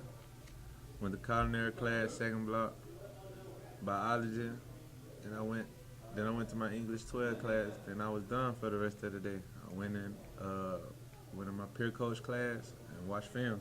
Guys, this is the first time we've had this on the show. We've got an artist and we've got a chef here as well, in addition to being our players of the week, if you want to call it that. But, Ryan, do you have a question for the guys you want to ask them? Yeah, guys, I was wondering, out of all y'all out at Brainerd, who has the best nickname? Carrot Top. Carrot Top. A linebacker. His name Brian. Brian Montgomery. When I lineman, Big Saudi. Oh yeah, Big Country. So you got a guy named Carrot Top. You got a guy named Big Country. What do you guys have nicknames individually? No, sir. No. All right, guys. I do. Matter of fact, I do got a nickname. Okay. Bluetooth. Bluetooth. Okay. Why is that? You don't want to know. Don't want to know. Just better not. Okay. Fair enough. We can talk about that after the show. How about that? But guys, just another quick question here for you. Do you guys have maybe? You don't have to answer if you don't want to. But guys, do you have maybe a most embarrassing moment that's happened while playing football? Maybe in practice, maybe in a game. Something that's happened to you guys that maybe you wish didn't. Kalen, start with you. Yeah, one of my players hurt me. One of your players hurting you? One of the own Brainerd players hurting you? What happened? Trying to be a superhero on practice squad. Oh, okay, I got you. Kevin, what about you? Getting trucked by me. Nah, that ain't it. What is the worst moment is, it was an Austin East game, and number 25, he came to me, and like I tried to come up for the kill, and he juked me, and I fell and had mud all in my helmet. And I got up, I was mad. Did you get up picking grass out of your helmet and stuff? Yeah. It happens to everyone. Ryan, you got another one for him? Yeah, one more. Out of all of you guys, who talks to the most girls? I can't say it for everybody. Probably our quarterback. Kevin? Nah. Well, not our Malik. Malik? Okay. Yeah, Malik Hill. Is he the ladies' man on the team? Yeah, he is. Pretty well. What does he have, like a pickup line that you know of, or does he have something that he does for all of them, or he's just smooth? He's probably smooth. He's like smooth to hold with it in. It's pretty unanimous. Guys, let me ask you this: do you have something maybe pregame or something that is a superstition, is a ritual that you personally have to do to get yourself prepared, or is it something like Friday and it comes and you guys are ready? Well, I always gotta look at tape on Austin highlights before every game. Okay. And listen to music. That's about it. Okay. What music do you listen to? Yo Gotti. Okay. I listen to the Rich Kid. Okay. Kind of get you ready for the game, get you going. And sometimes I listen to the Ray Lewis anthems. Okay. Right. Kevin, what about you? Sometimes I just be feeling it. I just be in the mood just to be ready. Sometimes I just be ready, like, wish she hurry up and go to 7 o'clock. And like, it's game time. And we go out, and then we go outside on our pre-practice, like our pre-warm-up. I look at the clock, it say 30 minutes. I'd be like, my 30 minutes can't change to like 2 minutes. I'd be ready to play football. All right, guys, we're gonna kind of transition from more of the lighthearted stuff. We are going to talk about this week's matchup, guys. You guys have a very good Hickson team, a district battle, a game that, if I'm not mistaken, you guys won last year against the Wildcats, guys. What is going to be something that maybe you guys can bring into it to maybe get a win over a Hickson team that maybe they're not expecting coming up? Using our speed, spreading their defense out, trying not to do too many things on the defensive side of the ball. Just wrap up, tackle, and we should win. Kevin, do you have something that you'd like to add to that? Something that you guys can maybe do on offensive, defensive sides of the ball to kind of disrupt that Hickson offense? Finish. Just finish, do whatever. Every play, just finish. We don't need no slack. We got to go out there with a good mindset, have our team on our back, and just go to war. We got to be prepared. Guys, I was at the Eastridge win when you guys beat them in overtime. What has been maybe the key moving forward from that point that you guys have maybe taken advantage of, you guys have started implementing into practice? What's kind of been the turning point from that game moving forward in the season for you guys? Basically just stand as a team, never give up on one another, keep everybody head up, basically, and just fight through the whole game, and then final score gonna show you who fought the hardest. Kevin, same for you? Keeping my team in the mode. Like, my team there give up so fast, but my coach told me before the East Ridge game, he was like, if you motivate your team, Kevin, he said, I promise, they'll be behind you, like, no matter what. He said they'll always be lifted. And then I started lifting my team in East Ridge game, and my coach came to me and told me, he was like, you the sound of the team. He said, keep that momentum when you out the game. Like, if you on the sideline, he said, just keep them pumped. And ever since then, I keep my boys on my back no matter what. And they win or lose, we still did our best. Ron, do you have anything left for these Oh, guys? yeah, guys. You guys have played a lot of really tough teams, played a tough schedule, beaten some very good teams. What has Coach Gwinton told you guys about playoff pictures going forward, how you guys stack up? He just told us basically, he tells us every game, we want to make it to the playoffs, we got to win. So we came out turning game with a mindset. He said if we lose, turn our uniforms. If we win, we have another day, another practice for the seniors. So every senior just came as a group and told each other we ain't gonna give up on each other. We go practice every day hard, stay a leader, play discipline. And ever since, we've been pulling games out. It's good to hear. Hickson may need to be put on upset alert. Might be. Guys, here's... I'm getting upset. I'm sorry. Guys, here's the last thing I got for you here before we get you guys out of here. Thank you so much for being here on the show. Thank you guys once again coming down here to Jefferson. Did you guys get you something to eat? Not yet. You guys need to get you some wings or something in you here. But last thing I've got for you here, guys.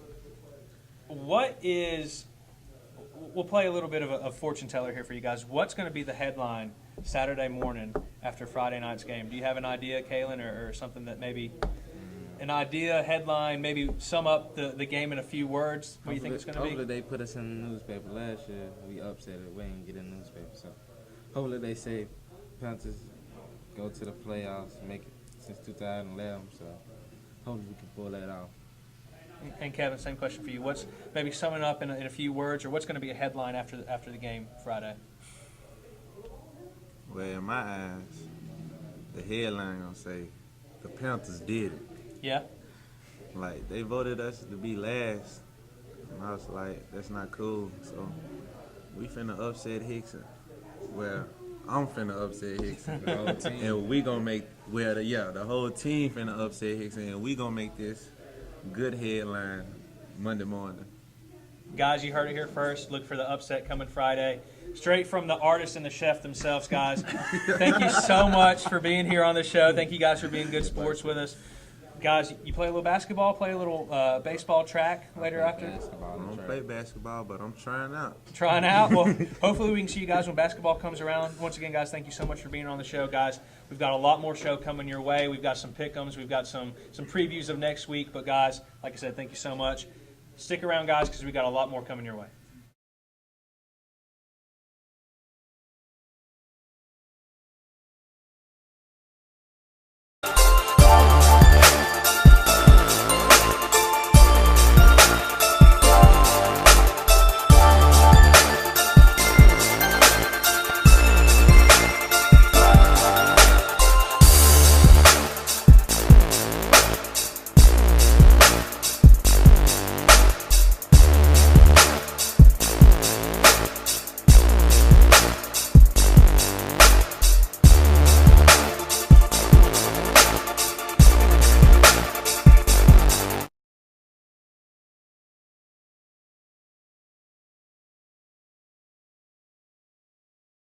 We'll welcome you back to the River City Roundup, brought to you by Jefferson's of Chattanooga and produced by Famed Media. Guys, it's that time. It's Week 10, the last regular season week of this 2014 season. Some teams, they're playing just for some momentum for next season. Some are playing for playoff hopes, and some are playing for district championships. We're going to go ahead and preview our games. The cool thing is this week some teams have elected to move their games to Thursday night, and we're going to go ahead and start with those. Cool? Cool. Thursday night, October 30th, 2014, this coming Thursday, Ooltewah 9-0, 5-0 versus McMinn County, who's 3-6, 3-2. Ooltewah trying to look to go to 10-0 on the season, perfect in district record.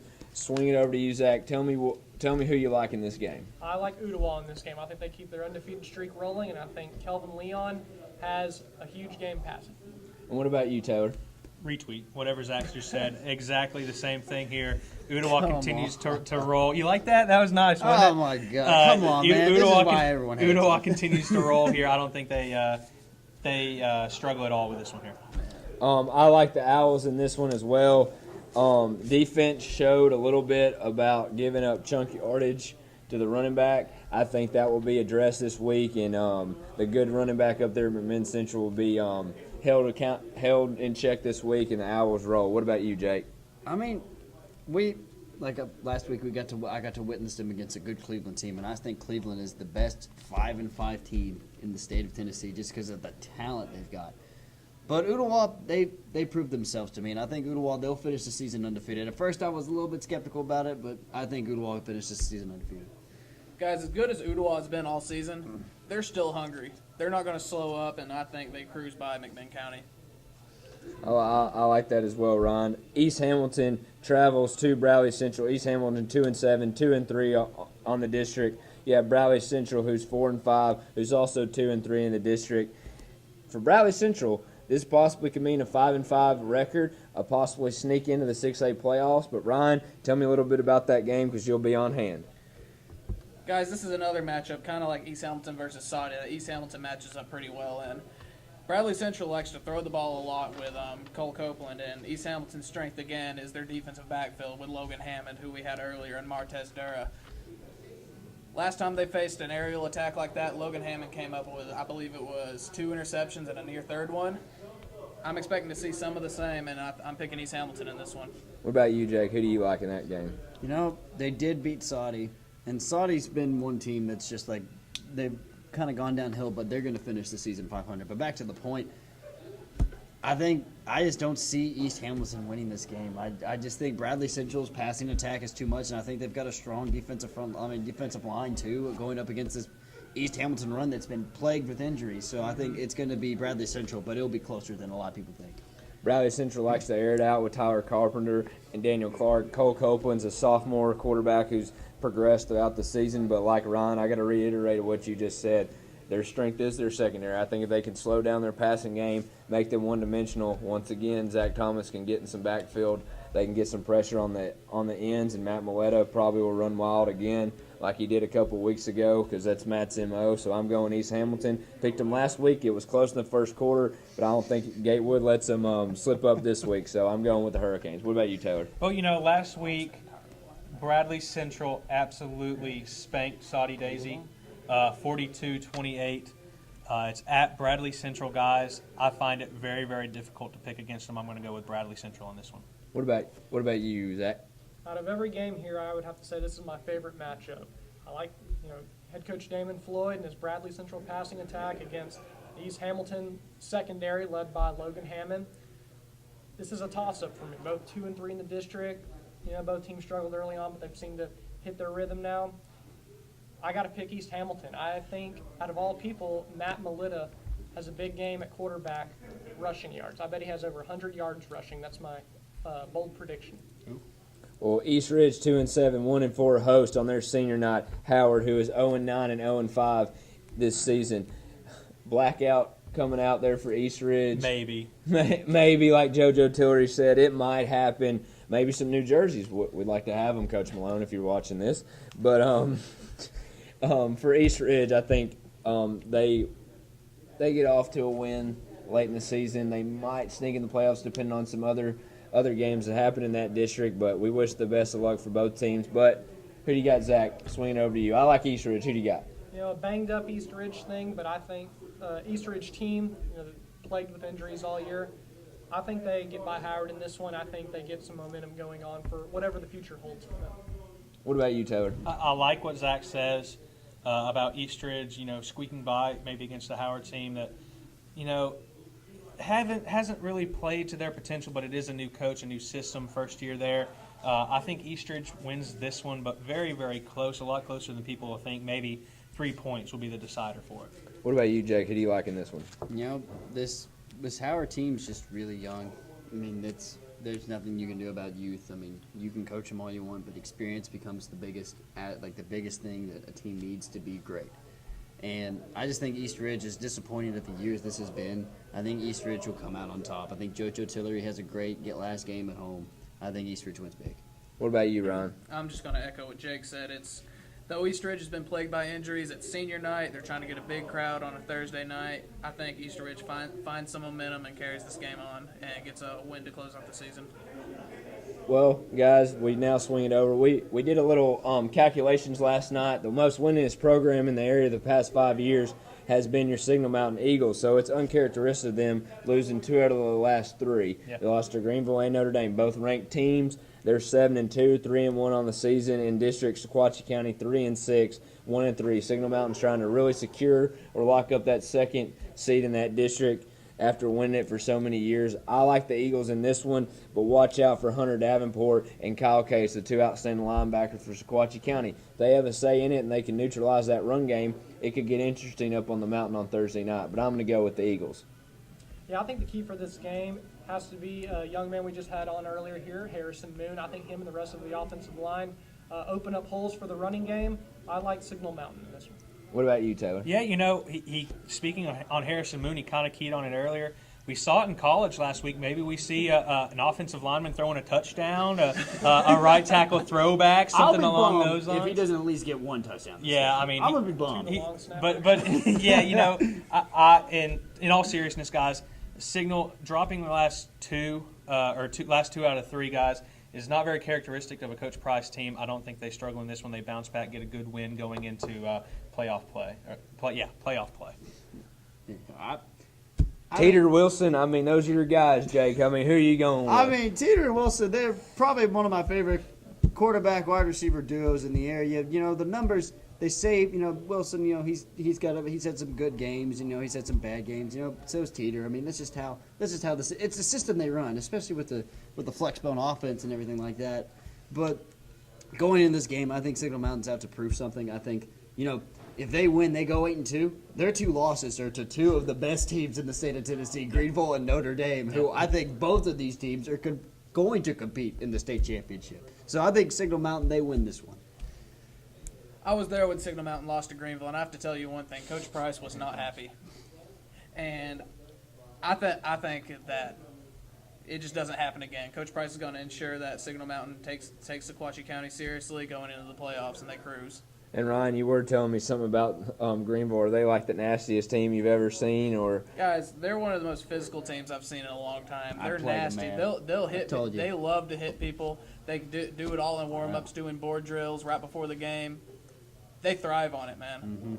I remember. Well, They do. Lookout Valley 1-8, 0-3 in the district takes on Sale Creek on Thursday night, who is 0-9, 0-3. Ron Cox still looking back for that first program win under Sale Creek. Lookout Valley's trying to gain some momentum with Evan Walker coming back next season. Coach Webb's fighting for everything he's got there at Lookout Valley. So is Coach Cox. Ryan, swinging it back over to you. Who wins this one? Guys, I would love to see Sale Creek get the first win of their program, but I just don't think it's this year. I think it's next year we start seeing a little bit more from Sale Creek. I'm going with Lookout Valley in this one. Who are you going with, Jake? You know, I never thought I'd see the day where we had 2 teams in the area not win a game this season. And I'm not saying this to sound mean or anything. It's just youth is just killer. I mean, you can have talent, but when you're young and inexperienced, the lights shining on you and everything like that, it's a whole new ballgame. I think Lookout Valley wins. I think it's going to be a good game, but I think Lookout Valley wins because they have a little bit more depth.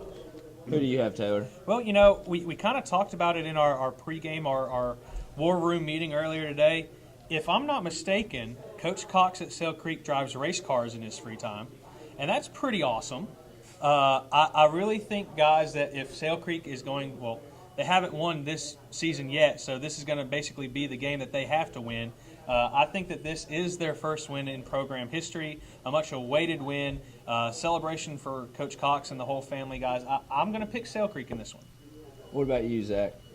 Well, Taylor, I have to agree with you. I have to say, I like Coach Cox there. I think, the fact that it's awesome that he drives race cars. I mean, who doesn't like race cars? But I think Sale Creek, this is a defining moment for them. I would say they get their first win in program history, and it's going to be a special night for them. Well, I mean, Taylor, what do they usually do once Jimmy Johnson or Dale Earnhardt Jr. they do the donuts in the infield? Do we see kind of a Dukes of Hazzard moment for Sale Creek coming over and donuts in Lookout Valley? I mean, who knows on a Thursday night before Halloween? But Notre Dame 8-1, 4-0. The machine continued to roll last week over Cofield. They'd welcome a surprise Grundy team, 5-4, 3-1 in the district, who they're trying to fight for that second place spot there. So they would need to knock off Notre Dame. Not saying nothing can happen on a spooky Hallows Eve, but who do you have, Zach? Well, I'll be on hand for this game, and some numbers to point out: Kareem Moore, 558 yards, 14 touchdowns. Senior Alex Darris at quarterback. Didn't start at Knox Catholic, which was their only loss. And in the first game, he had 2 picks. Last 8 games, he's had 2 picks. 4 interceptions total. I mean, 1,100 yards, 14 touchdowns. And then Austin Banks. You can't go without mentioning him. He was player of the week last game, I believe. So he had first half 3 touchdowns and 196 yards on 11 carries. They say numbers don't lie. They really don't lie there. I think a key for this Grundy County team is to limit the rushing attack. I mean, and force senior Alex Darris to make mistakes, which we've seen so far he hasn't done that much of. So I think the big key for Grundy County has to be to limit just overall offense on Notre Dame, but especially the rushing game. And how about you, Taylor? What do you expect from that game? Well, I saw this yesterday and today, this past week. It's actually a quote from Notre Dame linebacker Tyler Enos. It said that Notre Dame is a great team because of Tyler Enos. So I think that the guys are going to get going here. Tyler's having a great year. His brother Joe is having a great year at receiver. You've got names and athletes all over the team. The guys have done great this year. I don't think they trip cruising into playoff play. Second time I've said that, playoff play. I think the guys are going to get it done this week. Another thing to mention, too, is running back Logan Meeks at Grundy County currently has 522 yards and 6 touchdowns, I believe, receiving. And then, actually, that's rushing. And then 630 yards receiving, 7 touchdowns. Oh, wow. Someone to really key on for Notre Dame. Someone Notre Dame's going to have to contain. And what about you, Jake? Who do you like out of the Fighting Irish in Grundy County? I mean, well, I said at the beginning of the year, whoever beats Sickle Mountain is probably the best team in the area. And Notre Dame didn't just beat them, they demolished them. I just think Notre Dame here is just, they honestly make the argument against Ooltewah and McCallie of being the best team in the area. I think they could compete with both of them. I think Notre Dame, they're not going to slip up. They're too motivated. And Alex Darris, when you're talking about force Alex Darris to make mistakes, that's good. That's pretty hard to do. He's on top of his game, especially when you got Kareem Moore to throw it to. I got to go Notre Dame on this one. What about you, Ron? Who do you like out of them? Guys, Notre Dame has too many athletes. They're well coached. I'm just waiting on them to play Alcoa in the playoffs. Just waiting to play Alcoa. Well, I like the Fighting Irish in this. The role players, Joseph Enos, like you said, Joe Dossett. I mean, you can just rattle them off. I believe in Charles Fant and what he's doing there. One word defines Notre Dame: explosive. Yeah. That's both offensively and defensively, and I think it's going to be an explosive Hallows Eve there at Notre Dame as they prepare for a long home stretch once they start hosting playoff games. But let's transition to Friday, October 34th, or Halloween. It might get crazy on an actual holiday, and y'all maybe we won't walk in front of any black cats or black cats walk in front of us, whichever one you want to say. But Saudi Daisy travels to Walker Valley. Walker Valley 4-5, 1-4 in that district. Saudi Daisy, same record, 4-5, 1-4 in the district. Who are you really feeling that might win this game for Walker Valley or Saudi Daisy, Zach? Yeah, despite Saudi kind of losing some momentum lately in the season, I think their passing game gets under control, finds a rhythm. I think Hunter Maynard finds all of his receivers, and a bold prediction for this: I don't think he throws a pick in this game. I think he is very consistent, and he'll have at least 2 passing touchdowns. I like Saudi. And Taylor, who do you like out of that game? You know, I've been picking Walker Valley all year just because I saw them in the Jamboree. I think they're a really good team, very well disciplined. You know what? I'm not going to pick them again. It has not turned out well as far as my pick 'em sheet when I've picked Walker Valley. Nothing to say negative against the Mustangs guys, but I've kind of learned, week 10, kind of getting into a rhythm here. I'm going to go with Saudi. I like Saudi Days in the high-flying Arsenal attack and them to sneak into the 5A playoffs, maybe a trip to Ottawa again in that first round, or another trip pulling from another bracket, maybe Ray County again. But that they played Ray pretty tough, so we'll see. But I like the Trojans. What about you, Jake? I think the Trojans win this one as well. I mean, Hunter Maynard is just statistically just the best quarterback of the area. Statistically, he is. I mean, people argue, oh, when you throw the ball 45 times a game, you're going to put up 300 yards, and you're eventually going to throw about 2 or 3 touchdown passes. But, I mean, if you don't execute it, you're not going to. So I think Hunter Maynard leads the Trojans, and they get a 5-5 season. And I think, he breaks the record. I think he breaks BJ's record this week. What about you, Ryan? Jake, you beat me to it. My bold prediction is that Saturday our headline is going to be that Hunter Maynard breaks B.J. Coleman's record as the Trojans cruise past Walker Valley. Great. A very delayed great. Okay, guys. Red Bank 5-4, 4-1 under Coach Grabowski in the first year. Tyner 2-7, 2-3. Uncharacteristic of Tyner.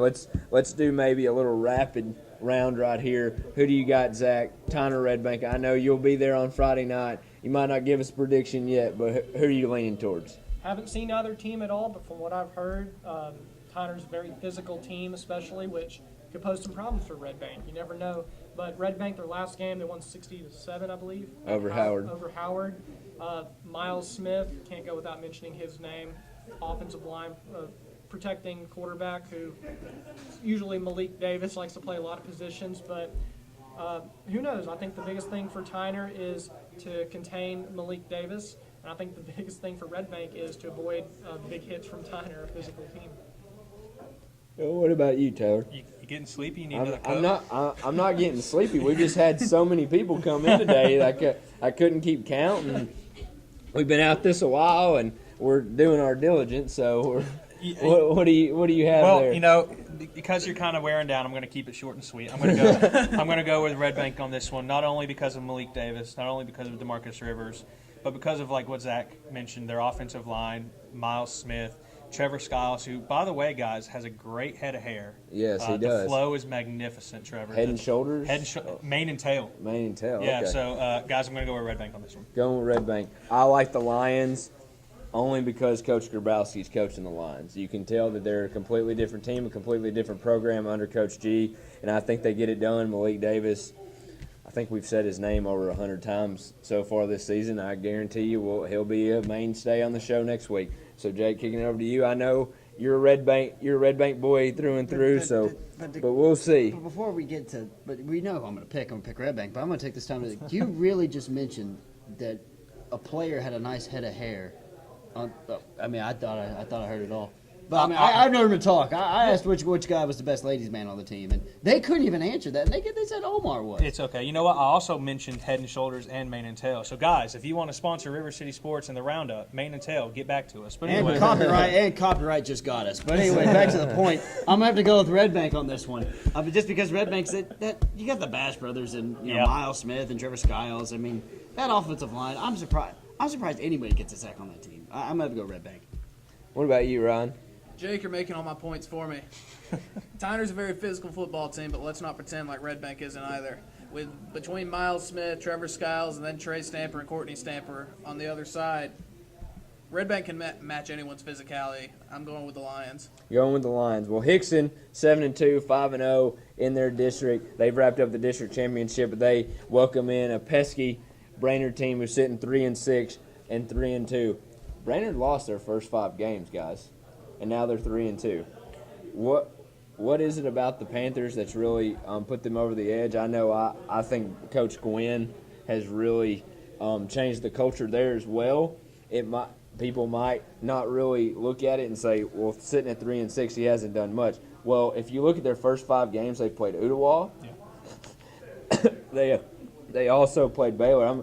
I'm getting choked up because I'm so excited for the Panthers. But who do you like in this matchup? Go ahead and give me what you think, Zach. Gosh, having Brainerd on the show earlier, one of the most motivated teams. They're in here convinced that they're gonna, upset Hickson, the Wildcats, the 3-headed monster, whatever you want to call them. I still like Hickson. I think Hickson gets it done. I think they stay undefeated in the district. And what about you, Taylor? How do you feel? In talking to Kaylin Smith and Kevin Albert previously on the show, they are ready for this matchup. It's only Tuesday here, but they are ready for this matchup. They make it very, very difficult to pick against them, but I'm going to do it anyway. I'm going to go with Hickson. I watched them last week, guys. That is a very good offense, very good defense as well that maybe isn't getting as much credit as they deserve. I'm going to pick Hickson big in this one. What about you, Jake? I thought I would never pick against Hickson again, just because after what they did to Red Bank and how they came from behind and they won that game, and then they beat Central. Like the first time I picked Hickson to win a game, they beat Central. I just, for some very odd reason, think Brainerd is going to pull this off. I think Tevin Walker and Caitlin Stewart have big games for the Panthers, and I just think it's just one of those games you just can't explain how that happened. I just think Brainerd's just going to pull it off. It's the unexpected. Always expect the unexpected on Halloween. What about you, Ryan? Well, guys, going into this, I was going to pick Hickson and then their incredible running attack, but having the Brainerd guys on the show, I gotta tell you, I'm feeling the Panthers. Jake, I don't know if I've agreed with you this much during a show. I didn't think it'd be possible. You finally came to your senses. I mean, it's great. After 10 weeks. 10 weeks. Brainerd's pulling the upset. Well, I talked to Coach Gwynn in the spring, and he said one thing. Once we believe, we're going to be dangerous. Yep. And they believe. Yeah. And when you believe, and you have a right arm like Tevin Walker, and you have speed like Kevin Albert, and Robert Evans, and Brian Montgomery, and Kaylin Stewart, I can keep rattling them off. Brainerd is the most dangerous 3-6 team in the state. They are the most dangerous 3-6 team. You can quote me on this. You want my headliner? Yeah. For Saturday morning, Panthers sneak in the playoffs and likely to knock off someone in the first round. Ooh. That's my bold prediction. You can say that for Saturday and an overview of a week. Not saying Hickson can't get it done. They have one of the nastiest offensive lines in the area, but it's just something's in the air. Sure. And Coach Gwynn has their number, and I believe that the Panthers get it done. But Chattanooga Central 6-3, 3-3 versus McMinn Central, 2 Centrals going at it with 7-2. McMinn Central 3-1. Our own RCS insider Ryan McCoy will be at the game. Ryan, tell me who you got in this one and why. Guys, this is going to be a low-scoring defensive battle. Central and McMinn Central both run the ball very, very well, and they have a lot of guys on defense. I'm expecting Kevin McKenzie and Jamel Metcalf to have huge games on defense. I'm expecting Isaiah Funk to have a really good game running the ball, and I'm picking Chattanooga Central, to win this game. Chattanooga Central to win this game. Well, what about you, Jake? Not so fast. I'm going to have to go with McMinn Central. Chattanooga Central, they can't. They just, even with they just can't throw the ball. And that's just, you've got to be able to throw the ball in this game nowadays. Like back 20 years ago, you could run the ball 50 times a game and you could put up 50 points. Now, you got to be able to throw. And Chattanooga Central just not been able to do that. Right when we're starting to agree on some things. Well, I got to teach you everything, man. I haven't taught you everything just yet. Well, Jake, not so fast on you You're as gonna well. go Chattanooga Central too? I'm gonna. You've seen it. I've seen Chattanooga Central, but there's a reason it says 6-3 next to their record and defense. 3-3. It's defense. because Jamel Metcalf, however you say it, he's a tackling machine. Kevin McKenzie, their linebackers run so well. Their defensive coordinator is also up for Coach of the Year. We'll get to that.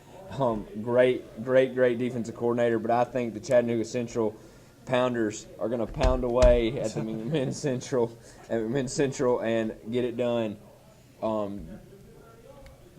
Taylor, who do you have in this game? Well, I will be interested to see how Central quarterback Scout Morgan is after being kind of beat up last week. Like Jake says, you have to be able to throw the football and able to get in order to get a win. Rather, this one is kind of a toss-up to me. Honestly, I want to be able to say Central, but I can't with some kind of doubts in the back of my head. So I'm going to have to go with McMinn Central on this one, just because I'm not quite sure about the quarterback play from the Purple Pounders. And what about you, Zach? Who are you feeling? Well, John, third time's a charm, but not so fast. Taylor and Jake. This is a coin flip for me, but Chattanooga Central, I think the Pounders get it done. Pounders get it done. Baylor 5-4, 2-3. That golden right arm for Nick Tiano welcomes in a star-studded secondary of Father Ryan, headlined by 2016 commit Joejuan Williams. We have a Father Ryan alumni on the staff, Zach Kirby. Zach, go ahead and run me down to that contest. Well, I think from last week, from what I saw against McCallie, Father Ryan played one of the best games against McCallie other than Brentwood Academy that we saw. Father Ryan, probably one of the best secondaries in that division that Tiano is going to face. Not sure if it's going to cause problems for him or not. I think the fact that this game is at Baylor makes a huge difference. But offensively, Father Ryan is Jack Shoulders, 42-yard reception last week and an 89-yard kick return. He's a special teams nightmare. I think this one's going to go into overtime, but I like Baylor for the sole reason that Father Ryan has been inconsistent. And as head coach Bruce Lucier said following the loss against McCallie, we've been mistake-prone all year. I don't know why, but I think Father Ryan's inconsistency, I can't speak right now, takes over, especially in a late-game situation. I just like the Baylor Red Raiders sneaking out of this one at home. What about you, Taylor? If I'm not mistaken, Baylor has lost the last 3 games in a row. This game being at home against a very good Father Ryan opponent that kept it very close from McCallie last week. Guys, 2 words, Nick Tiano. I think the Baylor Red Raiders have a very good game. They capitalize on being at home. They capitalize on, like Zach put it, a mistake-prone Father Ryan team. I think Baylor walks away with this one. Well, actually, Taylor, Baylor's lost the last 4. They were undefeated going into that McCallie game. I've been saying all year long, Nick Tiano is waiting to have that game, that breakout game. He's had a couple performances, but they need to finish. Mm-hmm. And I just don't see it happening this week. I think Father Ryan gets that W coming down to Chattanooga. Baylor ends up 5-5. They'll trickle in the playoffs. It looks like they're going to have to take a trip out to Memphis. It's not the Baylor Red Raiders cannot get it done. I think they can at home. It's just something about that secondary and Father Ryan that was able to hold McCallie in check that I'm going with Father Ryan. Why change things up between you and me, John? I'm going to have to disagree with you on that one. I'm going to have to go with Baylor. I mean, yeah, they've lost 4 in a row, but they've played against McCallie and Ensworth and Brentwood Academy. They've had the absolute toughest schedule out of anybody in the past 5 games in the area. But I think Baylor gets it done for the sole reason they are at home, and Nick Tiano is just not only can he throw, but he can run, and I think that's going to be really big. And I think that's what's going to probably really trouble Father Ryan because the pass rush it's effective, but it's not as good as that secondary. So I'm going to go Baylor in this one, in a close one. Guys, you look at the 4 teams Baylor has lost to. They've been McCallie, Ensworth, Brentwood, and Oakland. Oakland, one of the top teams in 6A, and the 3 top teams in Division II AA.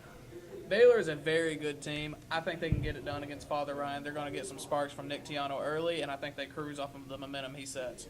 Well, we're a little bit indifferent here, but Macaulay 8-1, 4-1 in the district, goes to NBA 7-2, 3-2. The Baylor team that we were just talking about was able to knock off NBA earlier. Macaulay was knocked off by Brentwood Academy. They're fighting and scratching.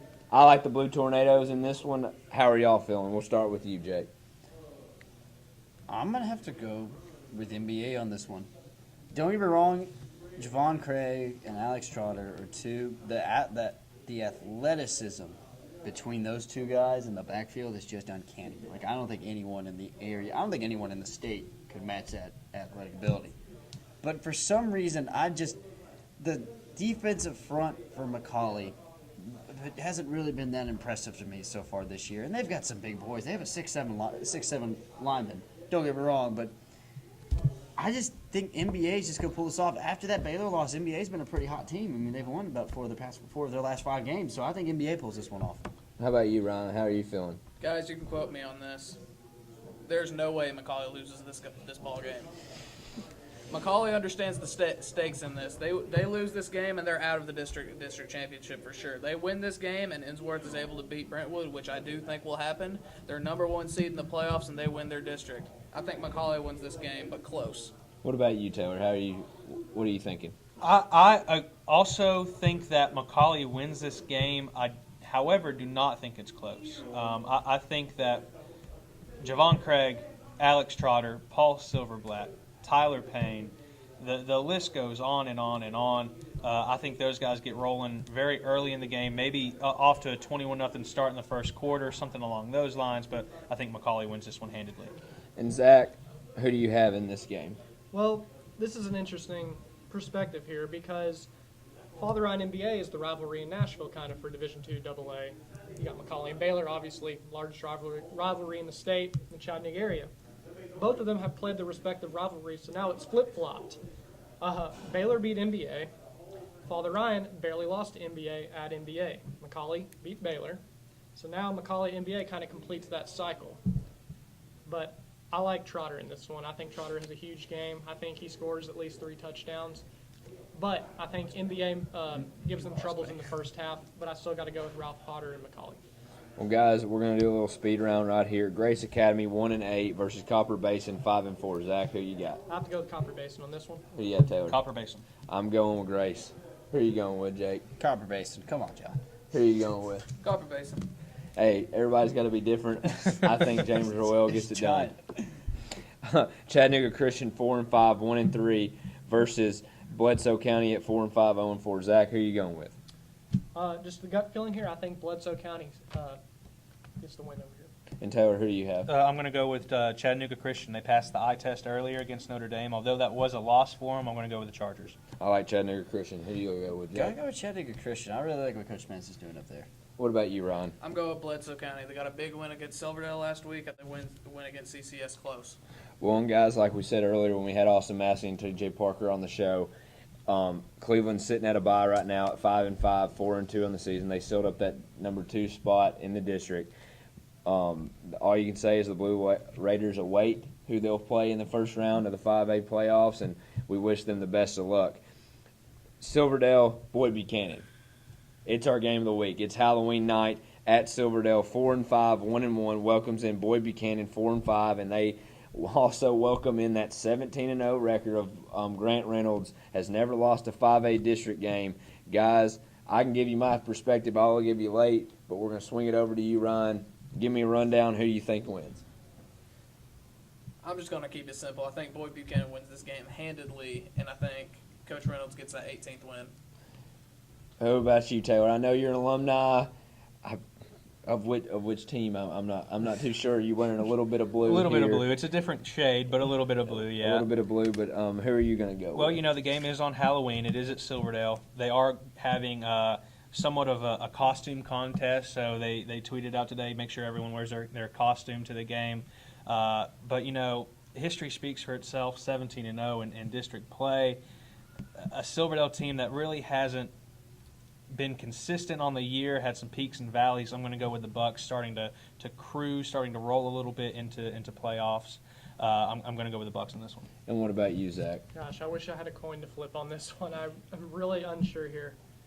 Gosh, it's at Silverdale. It's at Silverdale. It's at Silverdale. I like Boyd. I think Boyd. Okay. There's no point of that then. Zach's going with Boyd Buchanan. Well, I'm going to give you 2 words. Okay. Jack Keebler. 2 weeks ago, 5 catches, 96 yards, and a touchdown versus South Pittsburgh. Hodge mentioned today on the show that was a big memorable moment. Well, it's about to be a memorable moment of winning the district. First-year starter for them. Also, Demarius Macon and some of those seniors going out is never losing a district game. Making runs in the playoffs. I do think that Jack Keebler is the key factor there. Get him going early and often. That will open up Demarius Macon, open up some running lanes for E.J. Matthews and Austin Jackson. So I think that it will be them. But, I mean, Cole Hinkie last week with all that production he had, watch for him on the defensive side of the ball for the Boyd Buchanan Buccaneers. And it is Halloween, so y'all can go ahead and quote me on this. Grant Reynolds pulls off a big kind of trick play that he hasn't ran in maybe since Taylor was there. We didn't run any trick plays, so I don't know what you're talking about. Well, he's going to pull something out of his goodie bag there that he has, maybe a treat or two, or maybe a trick. Sure. For Silverdale. So. Jay, that was. Oh, the terrible Halloween puns, man. I know it's a holiday, but come on, man. On the show. But Jake, you're our hat guy, our helmet guy. Who are you gonna go with in this game? You know, Boyd is undefeated in the history. I mean, their coach is 17-0 in the district in his history as a coach here. It is at Silverdale, but here's the thing. You know, you talk about how it's not going to be close. It's a rivalry game, man. Rivalry games. It doesn't matter how good or bad the other team is. These guys do not like each other and they want to beat each other. And you know, Silverdale, I would like to see a home win on Halloween, but that's not for me. I'm gonna have to go with Boyd. Oh, the hat fits. The hat actually fits. I might keep this hat too. It's kind of comfy. I might keep it. I think it fits me. It fits me pretty good. I think it fits me pretty good. I hope the Boyd Buchanan Buccaneers hear me on this one. Hope they do. Am I right about? They're the Buccaneers, right? I called this Silverdale the Eagles. No, they are the Buccaneers. I was making sure before. They are the Boyd Buchanan Buccaneers, so it's a consensus here. We're going with the Bucks in our game of the week. We'll be on hand for a bunch of games Thursday night. We'll be on hand, like always, in a bunch of games on Friday night. But this is I'm John Neal for River City Sports. With me is the River City Sports Insider. We're at the River City Roundup, brought to you by Jefferson's of Chattanooga, downtown, directly across from the courthouse, and we're produced by Fresh Above Media Direction. If you want highlight tapes, guys, that's who to go to. You want some good food, come down to Jefferson's. Basketball season's right around the corner, but we have some playoffs. We'll see you next week, Tuesday night, here at Jefferson's of Chattanooga.